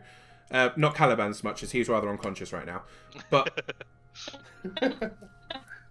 Well, yeah, while they deal with Caliban, I'm probably going to go recover the items, realizing I cannot catch up with the dragon. Do you want him to make another roll for the time it takes me to get over there? Are you trying to get there before him? No, to bloody... to no, he's Caliban. trying to get to Caliban. Oh, to Caliban, yeah, Caliban. Roll me another death saving throw. Okay. Because there is going to be a turn before they... Yeah, you're fine. Okay, so he's not fully stable, but you get to him before he's dead for sure. But, yeah, but what I mean is, I'm going to get to him in the next 18 seconds, so he can't fail it in the time that it takes me to roll over there. And rage is obviously worn off. Yeah. Oh, sorry. And have 12 hit points back. Thanks, buddy. So, yeah. I'm furious that we didn't kill it. Furious. Genuinely, I'm going to have to... Oh, no, I need to get to the thing before I copy-paste something else. So I can paste that picture in. Another thing I've learned that's been really useful for me is I've started putting the blue circle. I've started putting their AC in there, so I don't have to keep looking it up. So if anyone wants to nick that idea, I think it's really useful if you're not using it for other things. But you've got 3 numbers there to use. But yeah. So yeah, you'll see his AC as well. Guys, my computer's got a bit weird. I might back in 2 seconds. Alright, fair enough. Okay. In that case, actually, why don't we use this time to take a quick break, as you've just fought a fucking blue dragon. We can grab drinks, go to the toilet. We will be back within about 5 minutes. Hopefully, that will give Tobias's computer enough time to sort itself out. Much love to all of you. Be back in 5. I'm going to deafen the chat as per usual. But I'm going to put on some background music for people at home. Or I'm just leave this music playing, so it's quite nice. Deafen. Because otherwise, if I leave the background music going, I don't deafen them, then you guys can hear everything they're saying, and you're not allowed to hear that. So, yeah. We've got Maron, we've got Sildar, who will have run over as well. Tobias has gone over. So, Maron is flying in the sky. And then, yeah, be back in 5 minutes, guys.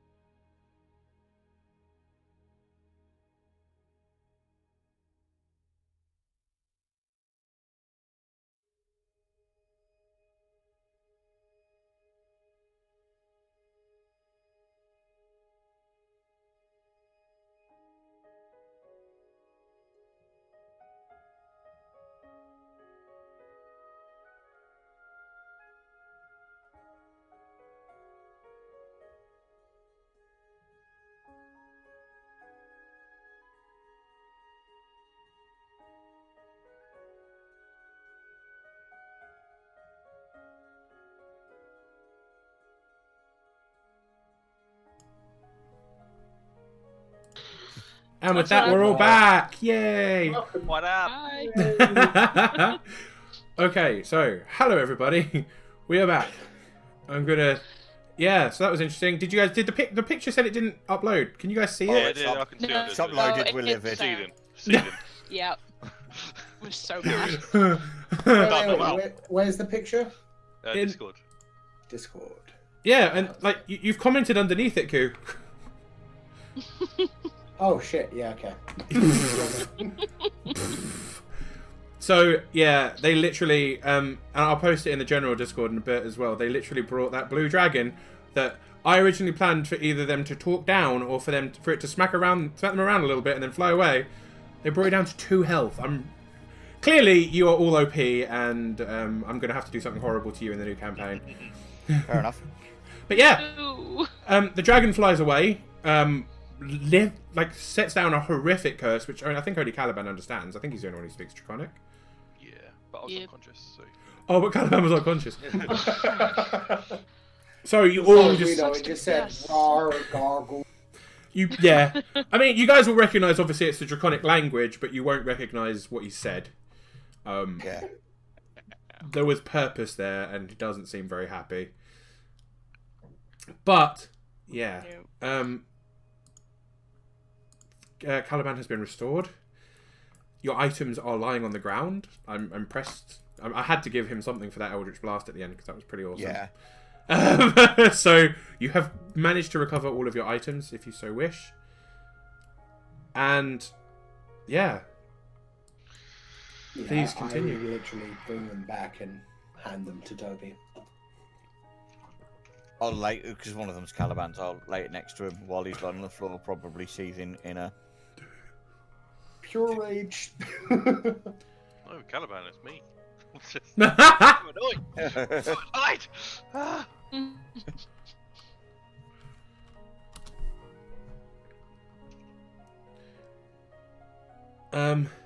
Well, that was interesting. Does anyone know if we can put the building out? Or is anyone looking to put the building out? I thought that was just a little tent that was on fire. Oh no, the house itself is on fire too. Oh damn. I mean, technically we did that, but, you know. Currently, people are mostly like the townsfolk haven't really come back out. They're all cowering. Has anyone got any water-based magic? No. I mean, I know Mia. I have Ray of shoots. Can't hear a word, Mia. No, you're breaking up No. again. I'll try. I'll. That's better. No, you're fine. No, am I good? Yeah. Yeah. Oh, awesome. Okay. Like, well, I can shoot some frost at it. Will that work? May work. I know this is a different map, Sean, but where's the well? Or is this the same map, just zoomed in? This is a different map, however. Yeah, no, I am going to drag my sorry ass over there. Grab a couple of buckets and then start. Unless you want to set up a chain, but if everyone's ignoring me, I'm just going to start trying to put the building out on my own then. Oh, actually, no, I'm not, because I'll pick up the first bucket and I'll drop it and go, oh, that's heavy. Then go put the gauntlets on and then look sad. Does it take an hour to retune once they've been taken off? Yeah. Yep, it does, I'm afraid. Oh. Even though you didn't even have them off for all that long. In reality, that whole combat was, you know, not long. Less than a minute. Less than a minute was that whole battle. So, but yeah, sadly, it takes a whole hour because you've taken them off. Mia, you are welcome to try your frost magic. What frost magic do you have?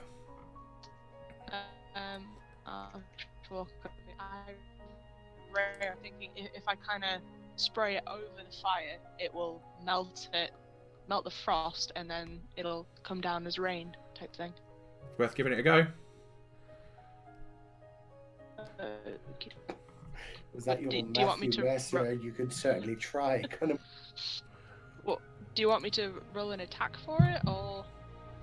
I didn't hear which spell it was, to be honest. So either the attack or the Frostbolt. damage, depending on. Sorry, Ray of Frost. Oh. Oh, then yeah, hit it with a ray of frost. Roll me the attack. Okay. Essentially, depending on how well it does, that'll be how effective it is. 16. That's not too bad. You managed to put out the tent, but the house itself is a bit of a different matter. So, the house is still relatively on fire. Boop. I will start welling.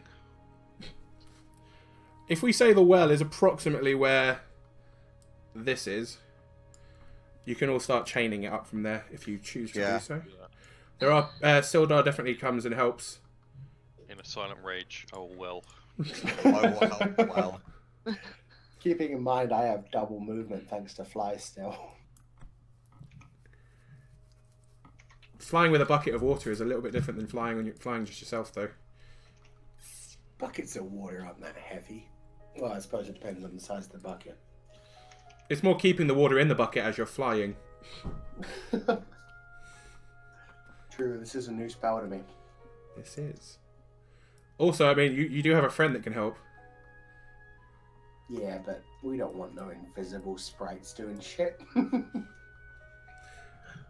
Essentially, with you guys all kind of teaming up to pass buckets, it wouldn't take a massive amount of time to put this out. It's not the most horrific of fires. Does anyone even come out and try and help us while Oh yeah, no, people have, like, now that I mean, like, as the dragon has flown off, like, people start kind of coming to their doors and windows and stuff, and once they realise what you're doing, yeah, people do start rushing out and helping you. I mean, I don't mind helping the town, but it's kind of got to the point where I won't lift a fucking finger. Yeah, if they don't give a shit, why should we give a shit? People do come out and start helping you. They do. Yeah, the It's dragon's just gone, but yeah, tell you what, we're your fire brigade now as well, are we? Christ. apparently. I'm right on the edge here. Someone want to go just milk collecting some and then lifting cows? up. I don't know. So yeah, takes you about 10 minutes, all of you combined, but you managed to put the fire out. No offence, the second there are enough people to take over, I'm sitting my ass down. Which is understandable, you just fought a dragon. So, Yeah, you are on low Yeah. health and Caliban. Yeah, I do not look well. Yeah, I'm still helping put the fire out because apparently I'm enacting Fahrenheit 451. So Meanwhile, I have not started lost any health in the last 24 hours, so I'm good. even Yeah, thanks with for that. all of that, like, son of a bitch. So I yeah, mean, to be fair, it was me that set fire to the building in the first place, so it's not as if...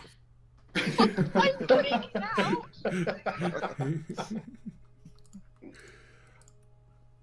so yeah, Well, that was bullshit. Sildar kind of walks over to where you're starting to gather after people are taking over from you. That was... Well, he did say there was a dragon on the way. I wasn't expecting it quite so soon. No, neither did I. It's almost like it was destined to happen. Well, Caliban, you've been awfully quiet and annoyed and seething. And I will remain so. I mean, it didn't look happy with us. There's a bonus. Can I make an intelligence check to check if it was going towards the mines of you can indeed make an intelligence check. Just roll me a straight up intelligence. I don't even have a plus. 12! That's not very high. But yeah, no, you can tell from where you are currently. It would be flying east if it was heading towards the mine itself. It doesn't seem to be heading. It doesn't seem to be flying east. It definitely seems to be flying more north. Well, the good news is it didn't seem to be heading towards the mines of Phandelver. Perhaps they had another meeting point in discussion. Yeah, I don't think they know where the mine is. That's the whole point, isn't it? The Drows are going to produce the stuff for them. Indeed, that might have been the only bargaining chip they had. Hmm.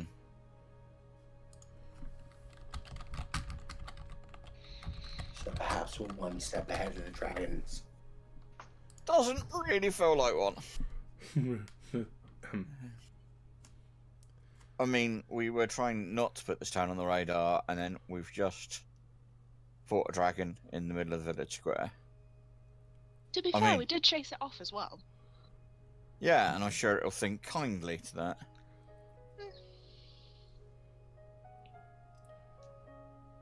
But we survived, that's something. I am going to step up and I'm going to walk into the inn. I'll be back in a second. Is he getting drunk? Caliban, Hello.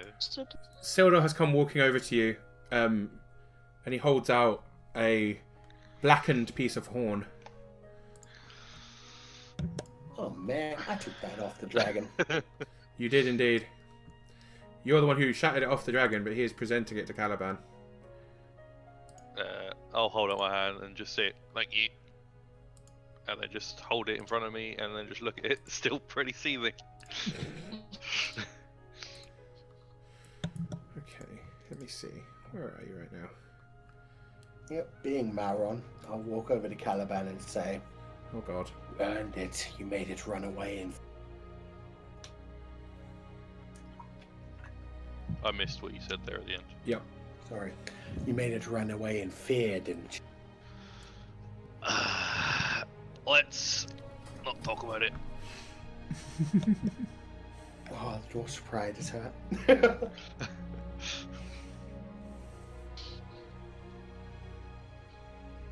In the pub, I am actually going to buy a round of drinks and walk out with a tray. No, I'm bringing that fuck off getting table service. That's brilliant. No, but it was just the fact of, is he going to get drunk? And then he comes walking out with a tray of drinks. It's like the best thing. Yeah, he comes walking out with a tray full of drinks, guys. Yeah, and I put it basically on the ground next to where we all are, and then handing one to Sildar and to Caliban first, and then Mia and Mauron. I noticed that I'm lost, but I drink it nonetheless. No, I haven't picked up my own yet. I served everyone else first. Honestly, so sensitive. You're not drinking, Caliban? Maybe in a minute. Oh man, he's all hurt and sad. Caliban, do you realize we just survived against an adult dragon? You guys did, Well, you're not dead, so did you. but I should have been. No. You would have been dead if you were alone, as would any of us, but you survived, because we are strong together.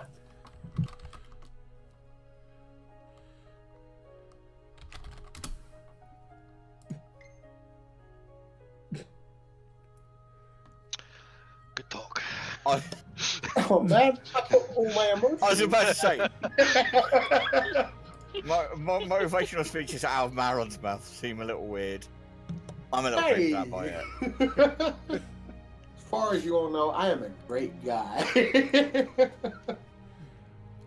Let's not get too deep there. That was. They don't know how bad a guy you are, is what you mean. Yeah. Yeah.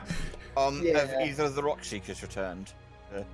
They have, although the I haven't deleted off the thing. They have, although the chest is gone. I mean, the chest, not the chest. It's not a treasure inside there. The coffin is gone. They have taken the coffin. Yeah. Treasure, you say? Let's go find it. Let's go dig into the ground for it. So yeah, they've essentially, they're back. They are there, but they don't have their they don't have the coffin with them. But if you think about it, the coffin is a treasure. No, you're sounding like a robot. No, that was awful, Mia. Didn't catch a word. You were sounding all robotic again, I'm afraid. I will try and refresh again. I'm sorry. So, next time we fight a drow and all his underlings, and then come back to town. How about we get Kip before we fight a dragon? Is that any better? Much better. Yes. Okay. What I said was, the contents of that coffin is a treasure to them. That is true. Also, Maron, the dragon did not fly north, it flew south. Ignore what I said before.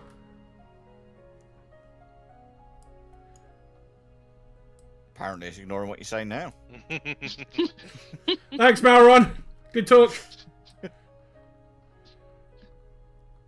Apparently, Ku has gone missing.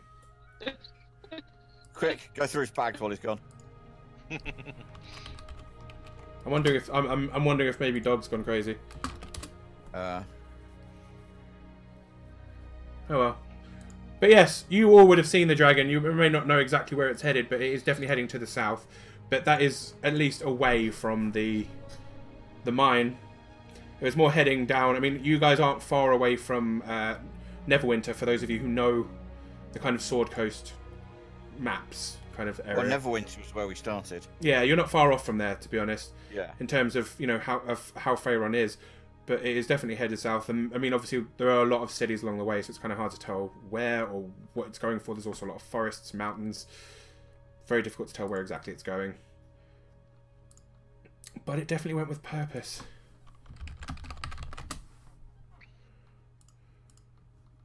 So, we've just pissed off a dragon and it knows where we live. Sweet.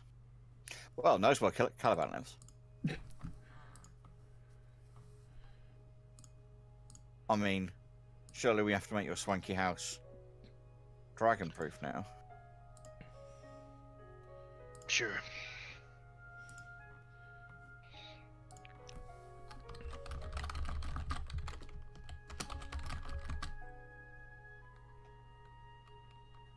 Well.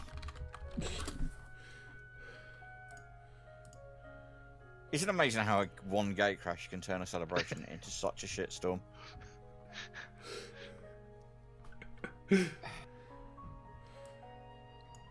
If you'll excuse me, Sildar begins, I think that there are a number of us who will need to let our guild know what has happened here.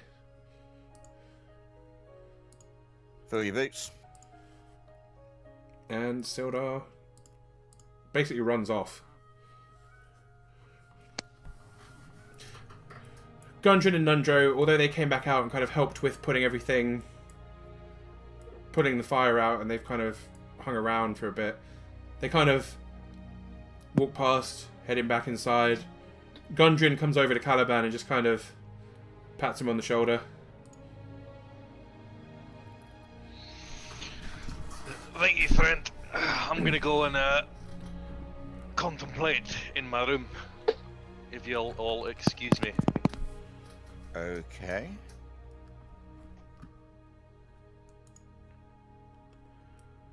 Take care. I think he means he's going to play with Dupe. Oh. Oh God. I do not mean that.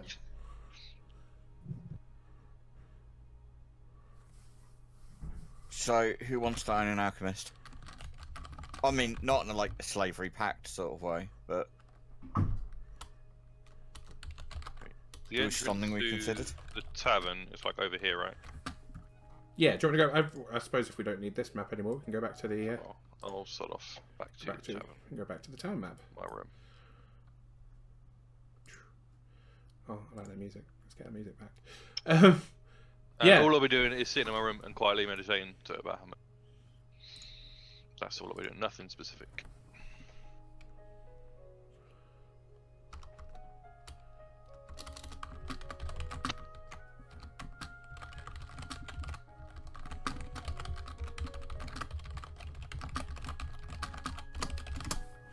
Okay. Type that shit. That's, yeah, a lot of serious typing. That was a whisper. There was some whispering going on to different people at the moment. Is that in addition? Yeah. Oh shit. Right, I'm gonna excuse myself and wander back over to the sister's house. That's fair. Well, he's And doing that. I'd like knock to on the door. head under to Linenzo, so I will go after him. Okay. Mia, I see you walking off towards that way, and I'm like, are we just making sure that she doesn't want to stab us all? Of course. Don't worry about it. Oh, great, that now makes me even more worried that you're doing this alone. Fine. Mia, what are you up to? So I can go through each person in turn. Right, okay. I suppose I'm going to go and find Edamath about the offer for joining the Order of the Gauntlet. Awesome. Okay. Yeah, your one's going to take a little bit further to walk to, so I'll probably do you last on those ones. Yeah, but yeah, okay, cool. So you're heading to Edamath. Yeah, Sister Gariel has basically, like, as you're heading towards her home, you can see the door is open, and there is movement inside. Gonna not open the door, but gonna politely knock. Yes, it's open. I'm not a dragon. Come on in. I walk in. Are the family still there? They are indeed. They are currently not downstairs, though, that's for sure. Okay. Your house guests about? Oh, yes, they're upstairs in my room. I mean... Touche. I'm not a dragon. That is what a dragon would say. Earlier I had a business proposition, or me and my friends had a business proposition for your house guest and hopefully for the betterment of your town. I was hoping to conclude that matter before I go and collapse in an inn somewhere. Yeah. Oh, yes, of course. You're looking rather dreadful. Thanks.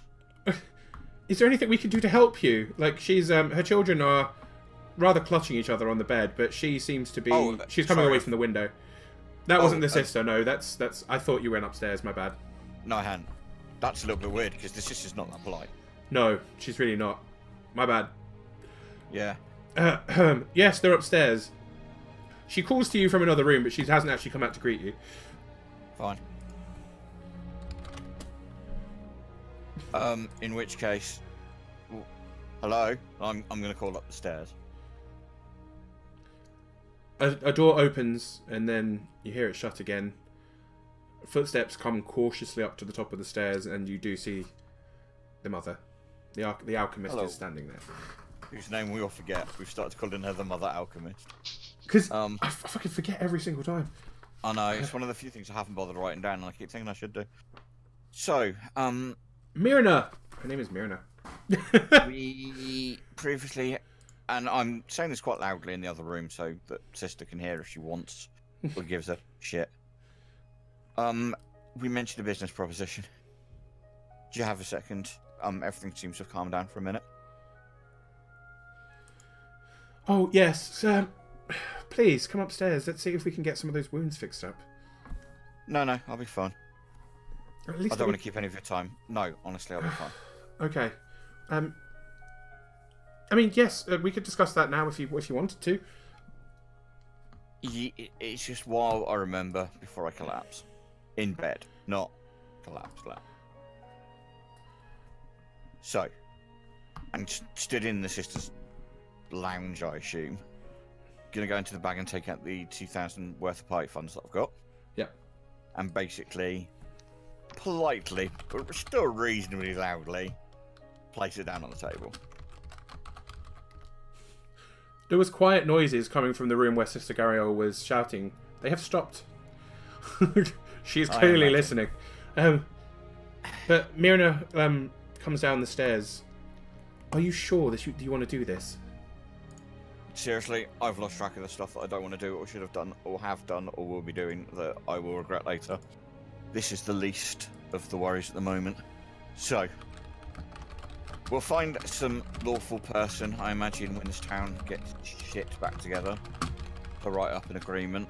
But, as discussed, a loan of 2,000 gold for yourself and your family to get set up and to bring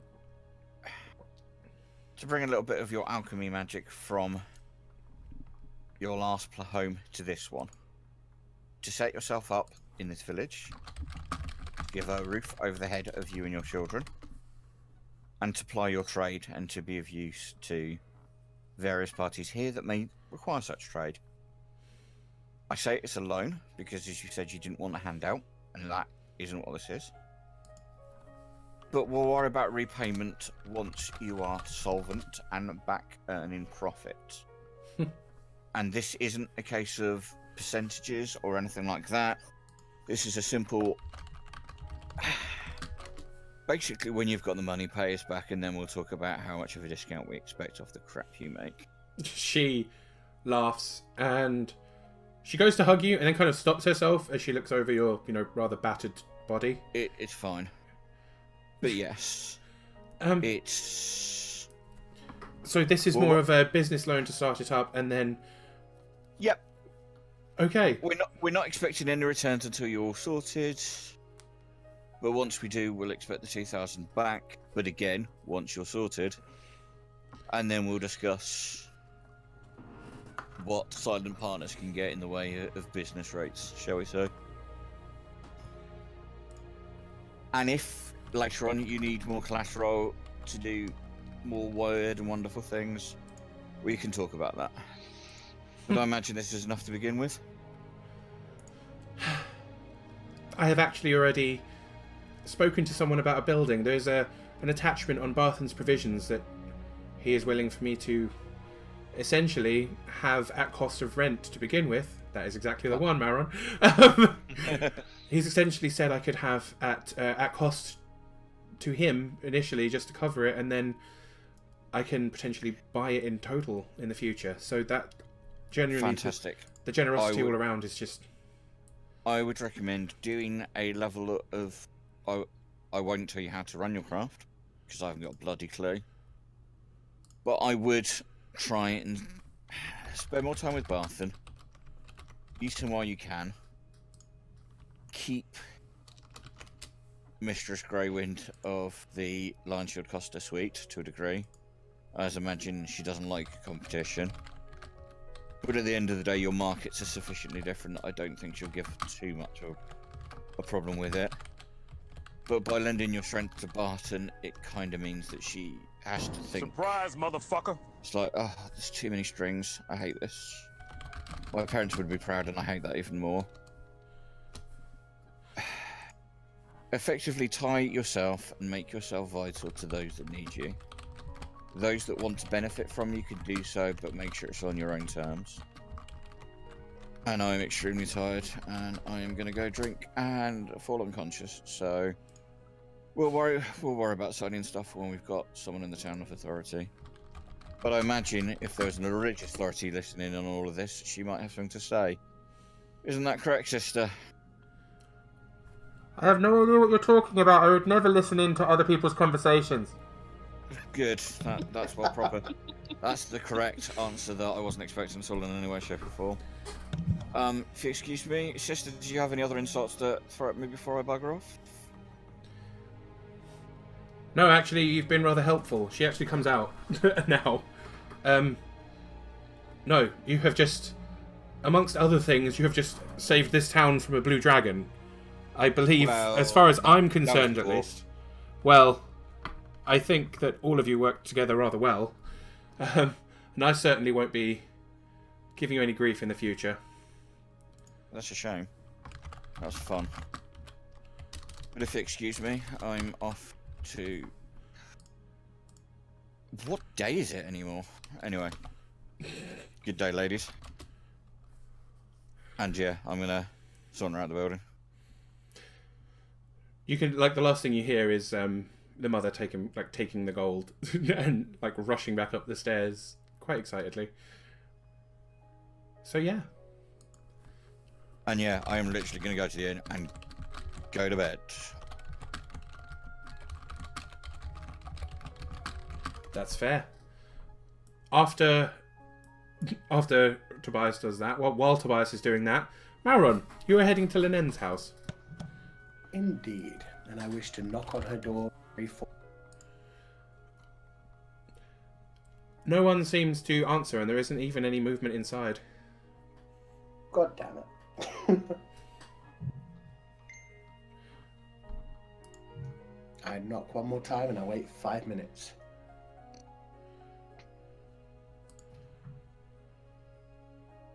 Nothing seems to happen for those 5 minutes. Well, shit. I go back to the Stonehill Inn then. I assume she's up to no good and she can do... Well, if she's not in a house, where could she be? Where would Lelen, the owner of the Landshield Costa, be if she's not at home, I wonder? Well, yeah, I'll head over there, I guess. There are a few people who are being sheltered within here. Lenen and her 2 helpers, including the guy she keeps kicking out of the door whenever you seem to see her, are stood at the front with sword and shield in hand. I walk over to Lenen then and put a hand on her shoulder and say, I wish to talk to you alone if that is favourable. God damn it, Mara. Oh, to be fair, as I do, I have my invisible sprite place a hand on her too and use heart sight on her. Oh, and use what? Heart sight. So she has to make a charisma saving throw. Okay. To what? I don't know what heart sight does, my friend. You have to explain the whole thing. 15 DC. If she succeeds, then she just tells me how she's feeling right now. If she fails, then I know her. Like if she's chaotic neutral, chaotic good, etc. Wow, now. Otherwise, I just know how she's feeling right now. If she's feeling angry, sad, happy. Okay. She's pissed. She's incredibly angry. Oh damn, she failed it as well. Nice. Then yeah, I whisper into her ear, aside from everyone else, I may be able to make your troubles away. Can we have a moment in private? She listens for a moment. Well, it seems that that beast is gone. So yes, please, come right in. We'll talk more about the business opportunities that have now been ruined. She sheathes the sword. She turns to the other 2. Do not move from this position. If anyone comes in that needs shelter, you let them past. Beyond that, do not let anyone enter. And she kind of indicates the area behind the counter to you. There's a door back there. And I follow her through that door.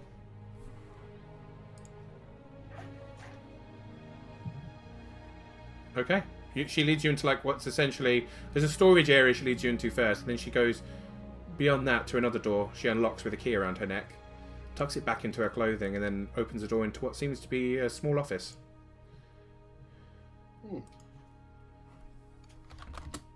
Secrets upon secrets. I whisper as I enter.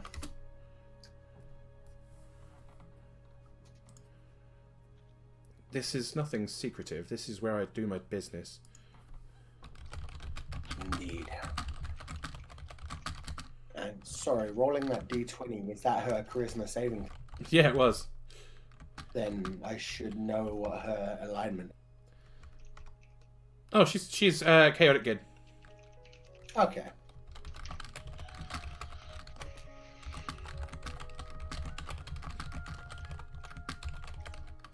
Tell me, what is your wish for this town?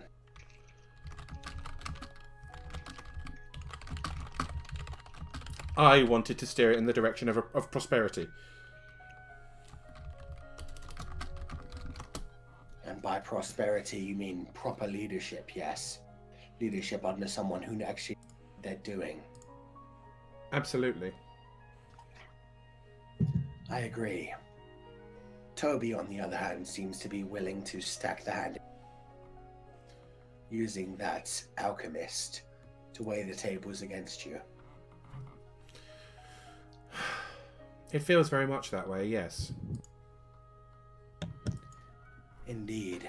Meanwhile, we've been using our capitalist trades to try to help you on the while. Tell me, how much would you pay to be in control of this town?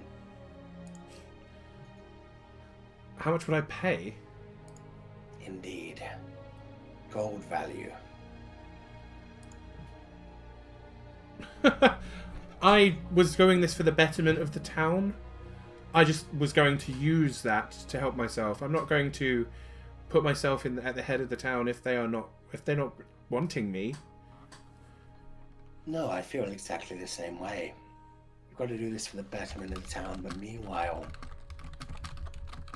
other forces seem to be aligning against you, trying to take control of the town through this new initiative that they've set up. A group who would rather utilize the guilds rather than the people that actually want to make this town prosperous.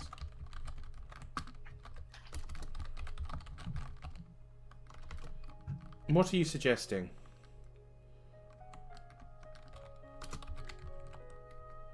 I am suggesting that I perhaps help you.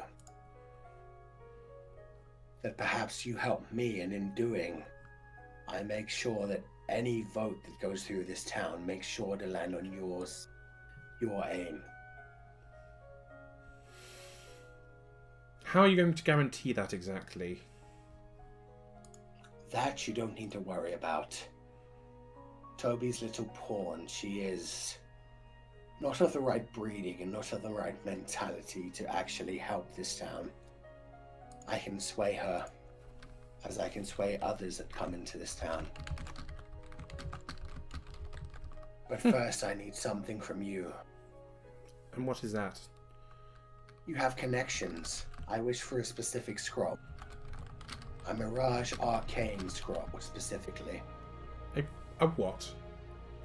It's a 7th level illusionary spell. And I need it within 5 days. I can certainly see if I can make that happen. I didn't... And you have 5 days, otherwise the deal is forfeit. Okay. If so, I will pay you 1,500 gold. Otherwise, our deal is forfeit. And I cast Suggestion with my final 3rd level spell. And you will remember nothing of this conversation. Slight DM pointing out, if she remembers nothing of this conversation, she won't know to go get the thing. You need to word that more carefully. Oh. You have just undone all the work you just did. She won't remember what she's got to go get. If you have failed to achieve this duty, then I will make it so you blah blah words. If you fail to achieve this, then you will not remember any of this conversation. I don't think Suggestion can be used like that, dude. It can't be used to. No? No, you can't make them forget things. No, not just that. You're basically using it like a contingency spell. Oh, that's which is a much right? higher level spell. Yeah, no, this is this is much higher magic. Yeah, you cannot set what's what I'm looking for? You can't set rules. You can't set you can set certain specific conditions. You can set conditions that will trigger an activity. Damn. You can. It says you can also specify conditions that will trigger an activity during the duration, but you've got to make a suggestion before that. That's not the actual suggestion. It's just the suggestion given. The thing suggest the example given is you might suggest that a knight give their horse to the first beggar they meet. If they don't meet the beggar, the spell ends and the activity isn't performed. But you can't affect memory on this scale with a 2nd level spell. You can't use it as a trigger for later events either. So in the sense of, if you don't do this, this happens. Damn. Okay. That's a problem. I was using it as a 3rd level spell because that's how weapon spells works, but that's even only 24 hours. Yeah, that just adds time. Okay, no. Fuck. I'm pretty fucked. Well, I would say that you would be aware of that beforehand, so I'm not going to make you, like, you know... You can still suggest, you can suggest something different, or you can ignore the suggestion at all. Well, then I'll suggest the basic. I'll just say, try to get this within 24 hours. If you do not, you fail, then I will appease you. I will allow this to fail. Otherwise, yeah, the deal is off. So yeah, she's got 24 hours. In which case, she's probably gonna fuck. That's the 7th spell. I'll do what I can. And with that, I leave. And yeah, I don't expect that to work out. Shit. I overestimated suggestion, and I go back to bed and kill it. Fair enough. I know I didn't hear any of that, I see. I'm really fucking intrigued how you think I'm using this alchemist as a pawn against the entire town. You're giving me far too much credit. Oh, see, I don't think that, but I see I'm like, Toby's been born of a proper family. He knows how to use people. Toby doesn't give a shit. He's throwing money at things and letting other people do their own crap. Yeah, 100%. But I see, it's like, I need to defeat Oh, him look. in this. Tobias is being a spider manipulating everything. No, he's really I mean, not. that was the thing I did at the last session where, oh, the shrewd manipulation, whereas you were being nice. Yeah. Basically, You're every tarring me time with your own brush, aren't you? every time someone does something that's nice, he just thinks, well, they've got a reason for doing that. They're not just being nice. That's What's the reason for it? Why would someone just be nice? And with that, we'll jump over to Mia, who has approached Idamath Orchard. Mia? Oh no. Shit, too many apples. I heard a refresh. So. Welcome back, Cody. Hi. Hi. Yay! That was perfect timing because I literally just said okay, and now we jump to Mia. We are jumping to you. It is your turn. Oh, okay. So you're approaching the orchard. Okay. Do I see Idamath around the orchard, or...? Nope. There is some noise inside his home, but the actual orchard itself is pretty barren looking. Right, okay. I will walk up to the front door and knock. There is the noise that you heard before suddenly hushes, and the door is opened. And it's Idamath. He stood there. Oh, okay. Mia, it's good to see you. We were worried that with the dragon, that we would be under attack, either from him or from someone else very shortly. You can hear now movement happening behind him again, quite a lot of it. Yeah, the dragon kind of took us by surprise as well. But somehow we managed to drive it off. I'm incredibly impressed.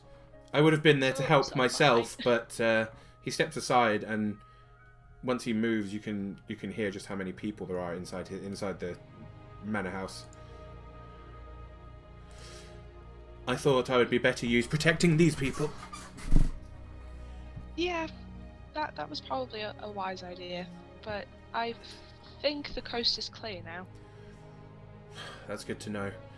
He whistles, and some ghostly looking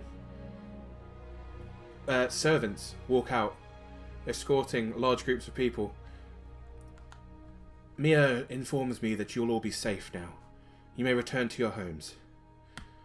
And what appears to be, I mean, they all start walking out, and there appears to be about 50, 60 people, all having hidden within Darren Idamath's house. As they walk outside, the ghostly looking apparitions vanish, and the people carry on walking.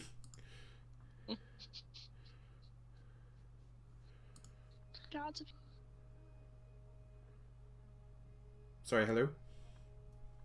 Hello. Okay, cool. Can hear you. Go ahead.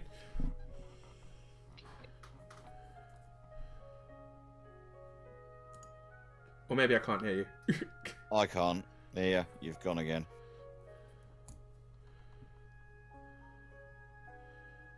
Oh, man.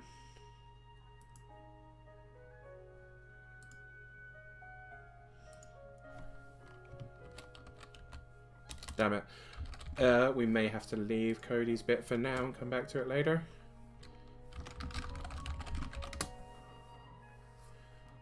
I have a feeling she's disconnected and it's just not told us. Yeah. Okay. Is there anything anyone would like to be doing? I know you're going back to sleep. Is anyone doing anything the day after, or is it a case of rest and start helping the town kind of thing?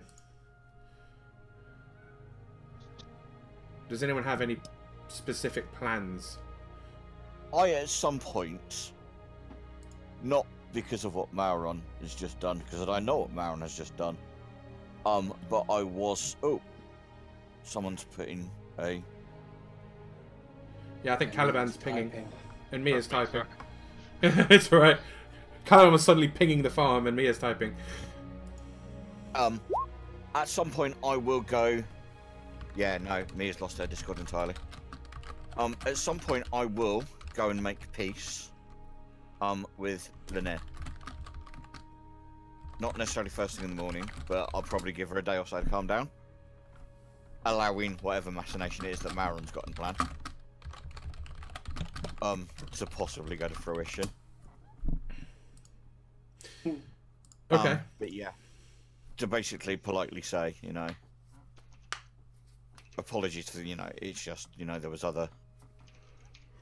I think the point is that I wasn't trying to steal her thunder, it was more the fact that the town has just got out from under the thumb of one organisation, and maybe some of the people here need to learn to look after themselves as much as anything, but that she was going to be... that she is instrumental in that, because she's more world-wise than a lot of them. Mm-hmm. She essentially is relatively sweet, actually. She's she's obviously still not 100% happy, and she's not hiding it. She's obviously not manipulating in any way, shape, or form, but she agrees. She essentially says that she understands exactly why you did it. She understands exactly what's going on, and actually, she had essentially stepped up to avoid a power vacuum, whereas what you're doing is a better suggestion. She actually genuinely agrees with you and thinks that she would like to form a council to run the town. And I genuinely turn around and say that that's great, and obviously mention Sildar, Edamath. Well, no, Sildar's not local, is he? He's just been crashing here. Yeah, he's basically just been crashing here. But yeah, Eldermath. I don't, you know, the sister, and Bartran, and I turn around and say, look, at the end of the day, if this town's prosperous, there's enough there for all of you. You've all got enough unique elements of it. But it's about that, and I do just turn around and say it's about an equilibrium, and then effectively they will be stronger together, but they need voices that are used to taking command, and that she would be a good part for that. But if they don't learn to stand up, they will just, and I don't mean this harshly for her, they will treat her like another town master, and expect everything to be solved for them. They need to be a vested interest in this.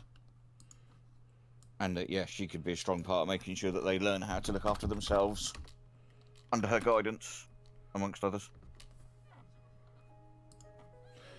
She agrees. She thinks that that is a fair point, and that they will, rather than just choose select people, she thinks it would be better if they held a vote.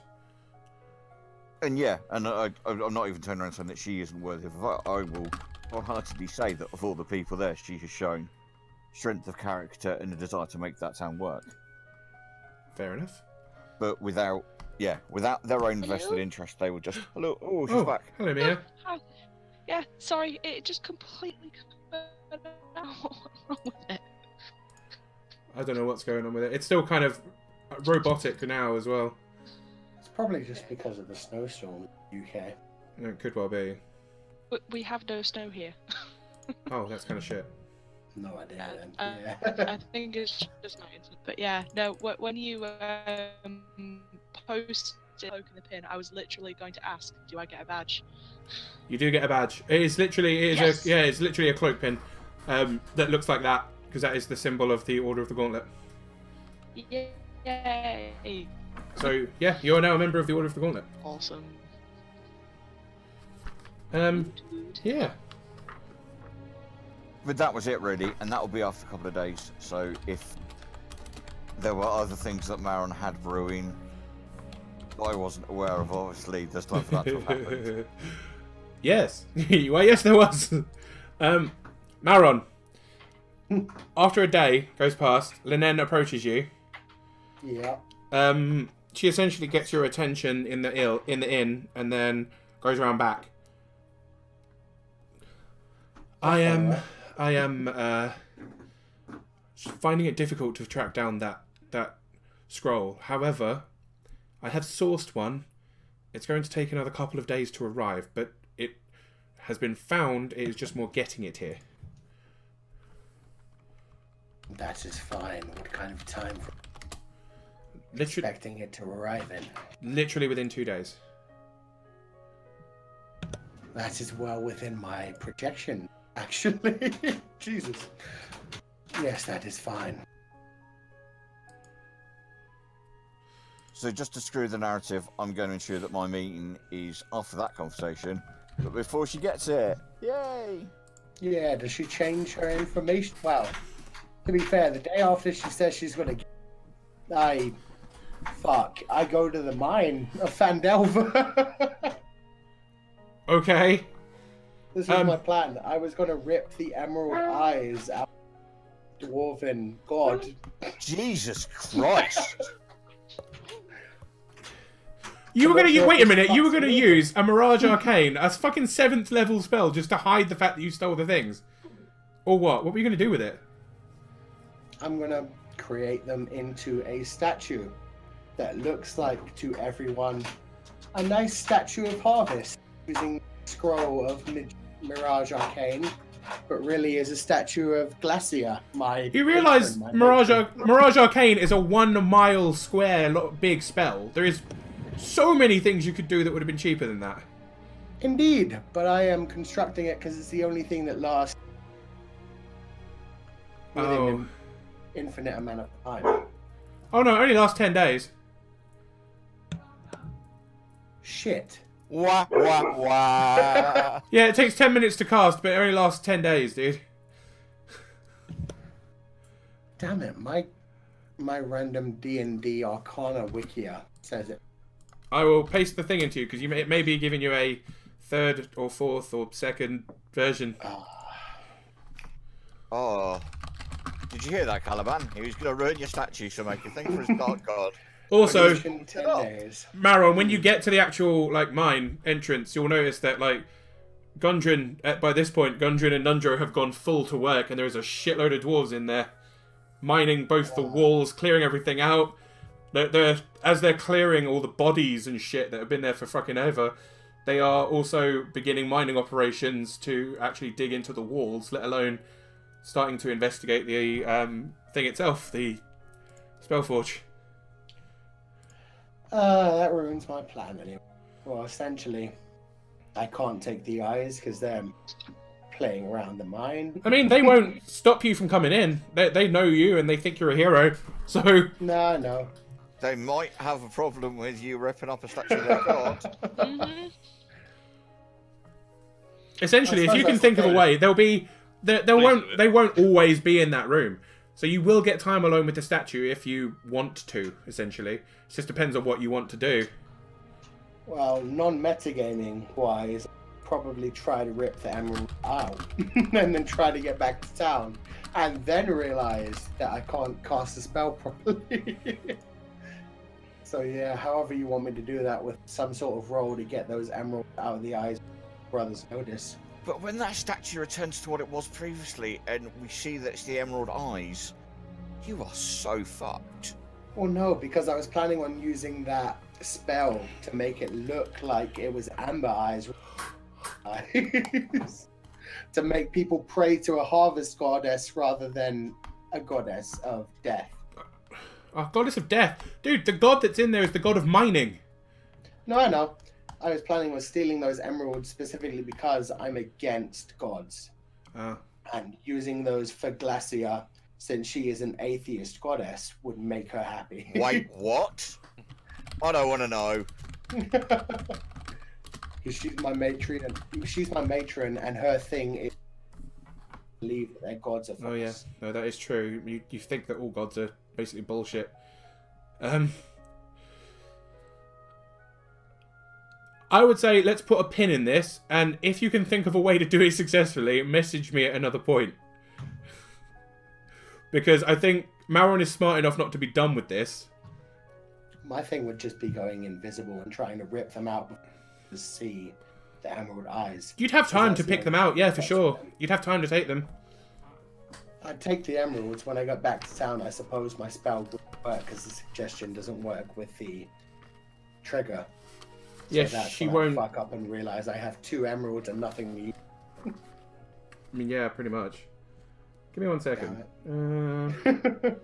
Also, it'd be super awkward if the statue is trapped, right? They are not trapped. However, can you roll me an intelligence check? Damn it. This has gone sideways. This is going to end so badly. Yeah, it's just a straight 1d20. 3. Okay. Okay, can you make me a strength check? So hang on. Paint a picture. How many days later is this? This is literally going to be 2 days after that, so you'll have spoken to her by now. So he's kind of doing this out of desperation. You managed to... Parallel? Yeah, Okay. pretty much. You managed to rip the eyes out of the thing. Can you make me a dexterity saving throw, please, as the entire room starts to collapse? It's going to get worse, too. So Mauron, whilst we've made peace with Linen, he's crept in back to the tombs. Yep. That's 8. awkward. Oh, shit. He has... Mauron dies. Yeah, In essentially. downtime. I know. Death by falling rocks. I mean, that's essentially what we're doing. We're setting up downtime between now and when we set up. You take 16 damage. So, you won't die. But you take a lot of bludgeoning damage as the rubble basically falls in on you. The Wait, hang temple... on. Is she trapped? No. He makes it out, but he takes damage as the things fall on him. Yeah, but I'm now intrigued. Obviously, he's made a loud noise at the back of the mines. And I assume there's still dwarves in the mines, albeit not in that room. There are, definitely, and they will come running. However... Fucking hell, man. Mauron did say that he was going invisible for this, so... Well, not anymore. He's taken 16 damage. Oh, that's true. You pop out of invisibility. Yeah, so... You're going to love this. This gets worse and worse and worse. So... Yeah, actually, how would you plan on getting out of there now that there's a bunch of dwarves coming up over to you and you've just taken damage? Well, essentially, I have the Tiefling skill of darkness, which I can use without penalty. That is true. Probably cast that on my spellcast focus and try to essentially run. Using the fly skill, 60 feet, trying to get the fuck out of there before I can Visibility climb doesn't out of actually there. end on taking damage. Oh, does it not? It's only if you attack or cast a spell. However, apologies. it is a concentration spell, Yes. so we need to roll a concentration check. 60 Oh! damage concentration check. Yeah... That's a- It's technically half damage, isn't it, for concentration? Or is it full damage? I can't remember. I think I've got it here, actually. That would be a 14 constitution check. I think, no, you have to roll... It's something to do with... Yeah, gone. Blaine's got it. I thought I had it. Give me a second. Because, yeah, concentration checks don't come up in 5th edition as much as they do in, like, the earlier ones. Control F, concentration. There we go. Casting another spell. Taking damage. Whenever you take damage, you must make a constitution saving throw to maintain your concentration. DC equals 10 or half the damage you'll take, whichever number is higher. So, you 10. took 16, so... 10. Oh, half the So it's damage, passed. yeah. So it would be 10. So you do pass it. So you keep the spell. You are invisible. I try to get the fuck out of there. To be honest... Ooh, How long does invisibility last? An hour. it does. It An hour, lasts an yeah. hour. The reality is, you could probably make it out of the out of there without them realizing what's happened. Did you think it's like a cave-in or something? Right? They essentially think it's a cave-in. So kind of mining will stop for a couple of days, but they'll eventually dig back through it and kind of like reconsecrate the area. They'll find the eyes missing, but that could have happened during the cave-in. However, Mauron, can you now roll me an intelligence check, please? A new one for something else. Jesus. Oh my god. Oh, an investigation. Investigation. So, I mean, that'll be the same We anyway. were wrapping this up about 20 minutes ago. I know, right? I was like, oh, we're going to finish this. We're going to finish this about half past. Christ, 8. Yeah, I'm rolling low every time. You deserve Oh, shit. Okay, Mauron, I'm assuming at some point you're going to try and sell these. Obviously not in this town, but somewhere else. He'd probably hold on to them if he can't put them to the statue, to be honest.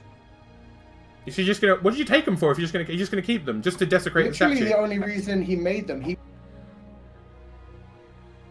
Hello? Sorry, you cut off there. I can't hear you anymore. 1 minute. We can hear you now. Yeah, we can hear you now. You come back. Okay, literally the only reason I was taking them is to desecrate a statue of the Dwarven god and make it a statue to Glacia. That's her whole thing, is desecrating other gods and making them believe in other goddesses. So if he couldn't do that, he would essentially just keep them and not give a shit, essentially. He was trying to fuck with the Dwarven god. Okay. I mean, you've managed to fuck with the Dwarven god as you've essentially ripped his eyes out and then collapsed a building on top of him. You haven't managed to put up a thing to Glacia, but you have definitely desecrated the area. Oh, fuck. That's my plan out, but yeah, I got 2 emeralds, I guess, out of it. Sadly, you didn't. As the point when you try and sell them, you'll realise they're made of glass. DC5 intelligence check. Upon an investigation, you will realise that the jewels are clever fakes made of worthless glass. I knew it was too good to be true. I knew it. So it was there was a magical trap that basically made the room collapse on you. They're only glass, so they're not worth anything. But you did manage to desecrate a tomb. The tomb of... God, I can't say his name. The tomb of Dumathoin. The Dwarven god of mining. Oh god, the worst thing is that makes Maron even believe more this is bullshit. Well, yeah. Okay. So, yeah, that was interesting. Caliban, are you doing anything within these couple of days? Getting pissed. That is a fair... Getting pissed and eating. That is a fair assessment. Caliban, you are very aware that Bahamut is pleased with you, but he's also let you know through your dreams that your mission is far from over.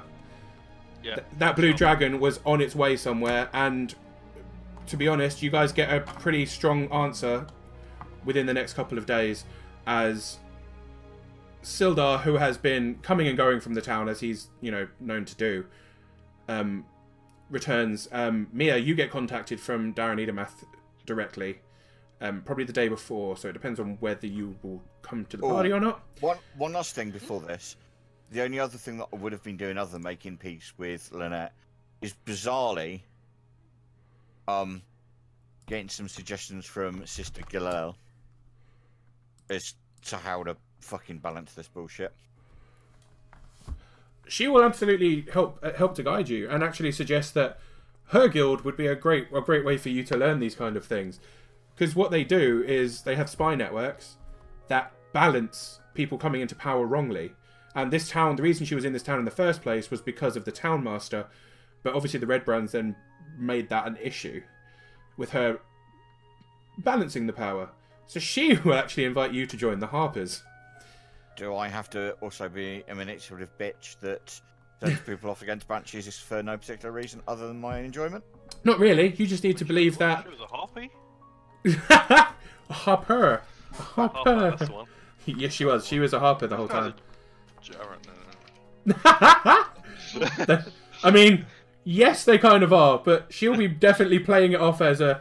We rebalance power using, some slightly underhanded methods, but for the good of all.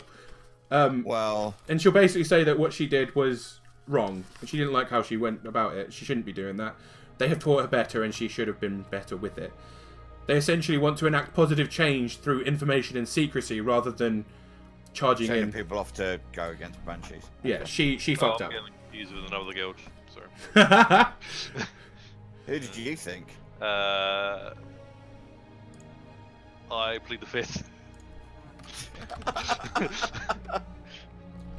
Fine. I'll have a chat with her. And I obviously, I was going to type, but there's no point because yes. Cool. In that case, she will be she will not only initiate you into the guild, she will 100% be there to help you, and she'll then use their connections to find out what kind of things they think might be heading for the town, what kind of things the town could get to help strengthen it, etc. So basically, you've added the Harper's strength to the council whenever the council comes together. But she will absolutely help you in guidance with that. And then the horrible thing that comes down on us? So, Essentially, oh, you've got a lovely badge too. Actually, that's right. That's a nice badge. Looks like the Guinness symbol. It kind of does. Oh, you've already looked. Yeah, no, that does look like the Guinness symbol. I don't. It's because I watched Lords of Waterdeep, and that. Oh, yeah. That's the thing that Will Wheaton says he likes to play them because they look like. That's all of them there. Looks like the Guinness badge. Okay, yeah, I mean, it does. I never would have thought that actually until you said it, and now I'm never going to be able to unsee it. But yeah, so the bad thing that comes in is basically your guild masters will respectively at different points in different ways. They are all collecting information at the same time, so you'll get information in different ways at different times. Caliban, Caliban and Maron, you will both hear it, although you're not members of. Oh, Caliban, were you invited to the Lord's Alliance? Nope. Shit. I was meant to. Men who do that. Gundren would have invited you to the Lord's Alliance if you're interested. Malron, you're not getting an invite, I'm afraid, to anything. Well, that makes sense. I've been Feels fucking bad, off man. at my own thing. Yep. So, yeah. Yeah, sure. I'll accept an invite to the Lords of the Line. Yeah, the good guys, right? Yeah, I mean, Gundren and Sildar Sildar are and both... And Yeah. their badge is very Lannister looking. You've got like a lovely crown going on. Oh, I mean, Aggressive, militant, and political is their three Right. words. all the way in. Nice. So yeah, All the basically, way. Maron, you'll get it from the same people, but that's only because they're the ones who are leaving information for you. Maron and Caliban, you'll hear from Gundren and Sildar that, and Mia, you'll hear from Iramath, and Tobias, you'll hear from Sister Gariel almost exactly at the same time. Different times during the day, but all on the same day, that the cultists have surfaced again. They've been spotted down towards the kind of Baldur's Gate area, so much further to the south from where you are now. It's a bit of a heftier journey to get there, but they'll let you know that not only have they seen cultists, particularly cultists robbing people, trying to attack wagons and stuff, and apparently stealing things. They're not necessarily interested in killing people, just taking stuff. But Magical items. there's also been sightings of a blue dragon to the south. A blue dragon who is missing a tip of its horn. I've got his one. Oh, that pains me considering I blew it off. Wait, what? You blew off the dragon? I mean, Phrasing. I You blew blew the off the dragon's dragon, horn. it You dropped blew the the dragon's horn, I horn. was that good. Boom.